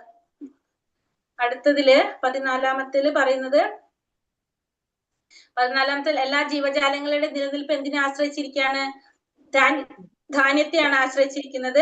അത് മഴ മൂലം ഉണ്ടാകുന്നു, മഴ യജ്ഞത്തിൽ നിന്നുണ്ടാകുന്നു. യജ്ഞങ്ങളാണെങ്കിലോ വിധിക്കപ്പെട്ട കർമ്മങ്ങളിൽ നിന്നാണ് ഉണ്ടാകുന്നത്. അപ്പൊ വിധിക്കപ്പെട്ട കർമ്മങ്ങൾ നമുക്ക് എങ്ങനെ മനസ്സിലാക്കാൻ സാധിക്കും? വേദങ്ങളിലൂടെ നമുക്ക് അറിയാനായിട്ട് സാധിക്കും. ഈ വേദങ്ങൾ എന്ന് പറയുന്നത് ഭഗവാനിൽ നിന്ന് വന്നതാണ്. അപ്പൊ അതനുസരിച്ച് നമുക്ക് എന്ത് ചെയ്യാം? ഇത് മനസ്സിലാക്കാനായിട്ട് സാധിക്കും. അടുത്തതിൽ പറഞ്ഞു വിധിക്കപ്പെട്ട കർമ്മങ്ങള് വേദങ്ങളിൽ നിന്നാണ് പറഞ്ഞത്. ആ വേദങ്ങള് ഭഗവാനിൽ നിന്നും ഉള്ളതുണ്ട്. അപ്പൊ യജ്ഞവും എല്ലാതും എന്താണ്? കർമ്മവും എല്ലാം എന്താണ്? ഭഗവാനാൽ അടിസ്ഥാനമാക്കിയിട്ടുള്ള. അപ്പൊ ഈ പറഞ്ഞ കാര്യങ്ങളൊക്കെ നമുക്ക് വേദങ്ങളിൽ നിന്ന് കിട്ടിയിട്ടുള്ളതാണ്. ഇതെല്ലാം ആരിലാണ് കുടികൊള്ളുന്നത്? എല്ലാം കുടികൊള്ളുന്നത് ഭഗവാനിൽ തന്നെയാണെന്ന് പറയുന്നത്. നമുക്ക്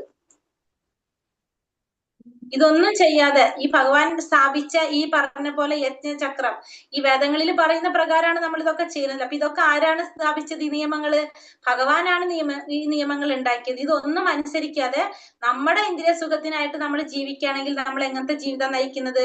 പാപജീവിതാണ് നമ്മൾ നയിക്കുന്നത്. അവരുടെ ജീവിതം എന്താണ്? ഒരു ഫലം ഉണ്ടാവില്ല എന്നാ പറയുന്നത്. കാരണം ഭഗവാൻ സ്ഥാപിച്ചതാണ് ഈ നിയമങ്ങൾ, നമ്മൾ ഉണ്ടാക്കിയതല്ല. കാരണം ഈ വേദങ്ങൾ എന്ന് പറഞ്ഞാല് ഭഗവാന്റെ ശ്വാസോച്ഛ്വാസത്തിൽ നിന്ന് നേരിട്ട് രൂപം കൊണ്ടതാണ് ഈ വേദങ്ങൾ. 4 വേദങ്ങൾ ഏതൊക്കെയാണ്? ഋഗ്വേദം, യജുർവേദം, സാമവേദം, അഥർവവേദം. ഒറ്റ വേദമായിരുന്നു. ആ ഒറ്റ വേദത്തിനെ ഭഗവാന്റെ വ്യാസദേവനായിട്ടുള്ള അവതാരം വന്നിട്ടാണ് 4 തിരിച്ചതും ഒക്കെ ചെയ്ത്. അപ്പൊ ഇത് ഭഗവാനിൽ നിന്ന് തന്നെ വന്നിട്ടുള്ളതാണ് എന്ത്? ഈ വേദങ്ങൾ എന്ന് പറയുന്നത്. ഈ വേദങ്ങളില് പറഞ്ഞിരിക്കുന്ന വെച്ചിട്ടുണ്ടെങ്കില് ഭഗവാന്റെ നിയമങ്ങളാണ് അതിൽ പറഞ്ഞിരിക്കുന്നത്, അല്ലെ? അപ്പൊ അത് നമ്മൾ ചെയ്യാതെ ഇതൊന്നും നമ്മൾ അനുസരിക്കാതിരിക്കുകയാണെങ്കിൽ അവിടെ എന്താണ് സംഭവിക്കുന്നത്? അടിസ്ഥാനമായിട്ട് നമ്മൾ ചെയ്യേണ്ടതാണത്. അത് ചെയ്യുന്നില്ലെങ്കിൽ പിന്നെ നമ്മൾ എന്താ പറഞ്ഞ ജീവിതം നമ്മളൊരു ഫലം ഇല്ലാത്തൊരു ജീവിതമായിട്ടാണ് നമ്മുടെ മാറുന്നത്. അപ്പൊ ഈ യജ്ഞചക്രം നമ്മൾ അനുസരിക്കേണ്ടതാണ്. അല്ലാണ്ട് നമ്മളെ ഇന്ദ്രിയ സുഖം മാത്രം നമ്മൾ നോക്കി ജീവിച്ചു കഴിഞ്ഞാൽ പാപജീവിതാണ് നയിക്കുന്നത്. ആ ജീവിതം കൊണ്ട് യാതൊരു പ്രയോജനവും ഉണ്ടാകുന്നില്ല എന്നാണ് പറയുന്നത്. അടുത്തതിൽ പറഞ്ഞു ആത്മസാക്ഷാത്കാരം നേടിയ വ്യക്തി. ആത്മസാക്ഷാത്കാരം നേടിയ വ്യക്തി ആത്മാവിൽ തന്നെ സന്തോഷം കണ്ടെത്തുന്നു, സംതൃപ്തി കണ്ടെത്തുന്നു. അപ്പൊ അതുകൊണ്ട് തന്നെ ആ വ്യക്തിക്ക് എന്തില്ല? ഭൗതികമായ നേട്ടങ്ങൾക്ക് വേണ്ടിയിട്ട് പ്രത്യേകിച്ച് ഒന്നും ചെയ്യേണ്ട ആവശ്യം ആ വ്യക്തിക്ക് വരുന്നില്ല. കാരണം സ്വാഭാവികമായിട്ടും ആ വ്യക്തി എന്താണ്? സന്തോഷവും സംതൃപ്തിയും സ്വയം കണ്ടെത്തുന്നവനാണ് ആ വ്യക്തി.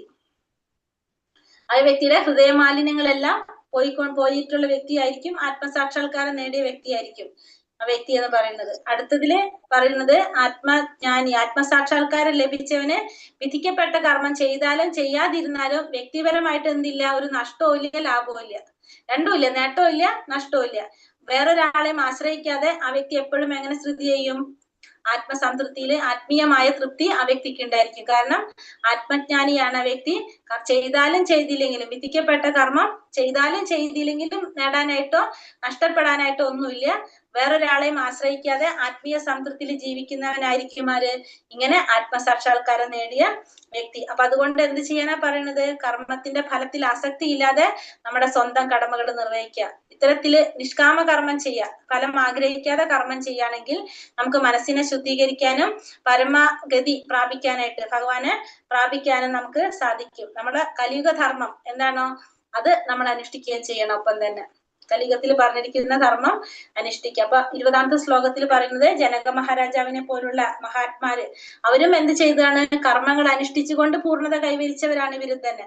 അതുകൊണ്ട് തന്നെ നമ്മൾ എന്ത് ചെയ്യണം? മഹാത്മാക്കളാണ് ഇവരൊക്കെ. അവരൊക്കെ എങ്ങനെ ചെയ്തവരാണ്? ആത്മസാക്ഷാത്കാരം നേടിയവരാണ്. അവരും എന്ത് ചെയ്തു? എന്നിട്ട് നിയത കർമ്മങ്ങൾ അനുഷ്ഠിച്ചു. കാരണം പ്രജകളെ പഠിപ്പിക്കാൻ വേണ്ടിയിട്ട്. അപ്പൊ അതുപോലെ തന്നെ അർജുനോടും പറയാണ്, മറ്റുള്ളവർക്ക് മാതൃകയാകാനും ലോകക്ഷേമത്തിനുമായിട്ട് നീ എന്ത് ചെയ്യണം? നീയും നിന്റെ നിയത കർമ്മങ്ങൾ അനുഷ്ഠിച്ച് പ്രവർത്തിക്കാനാണ് ഭഗവാൻ ഇവിടെ അർജുനനോട്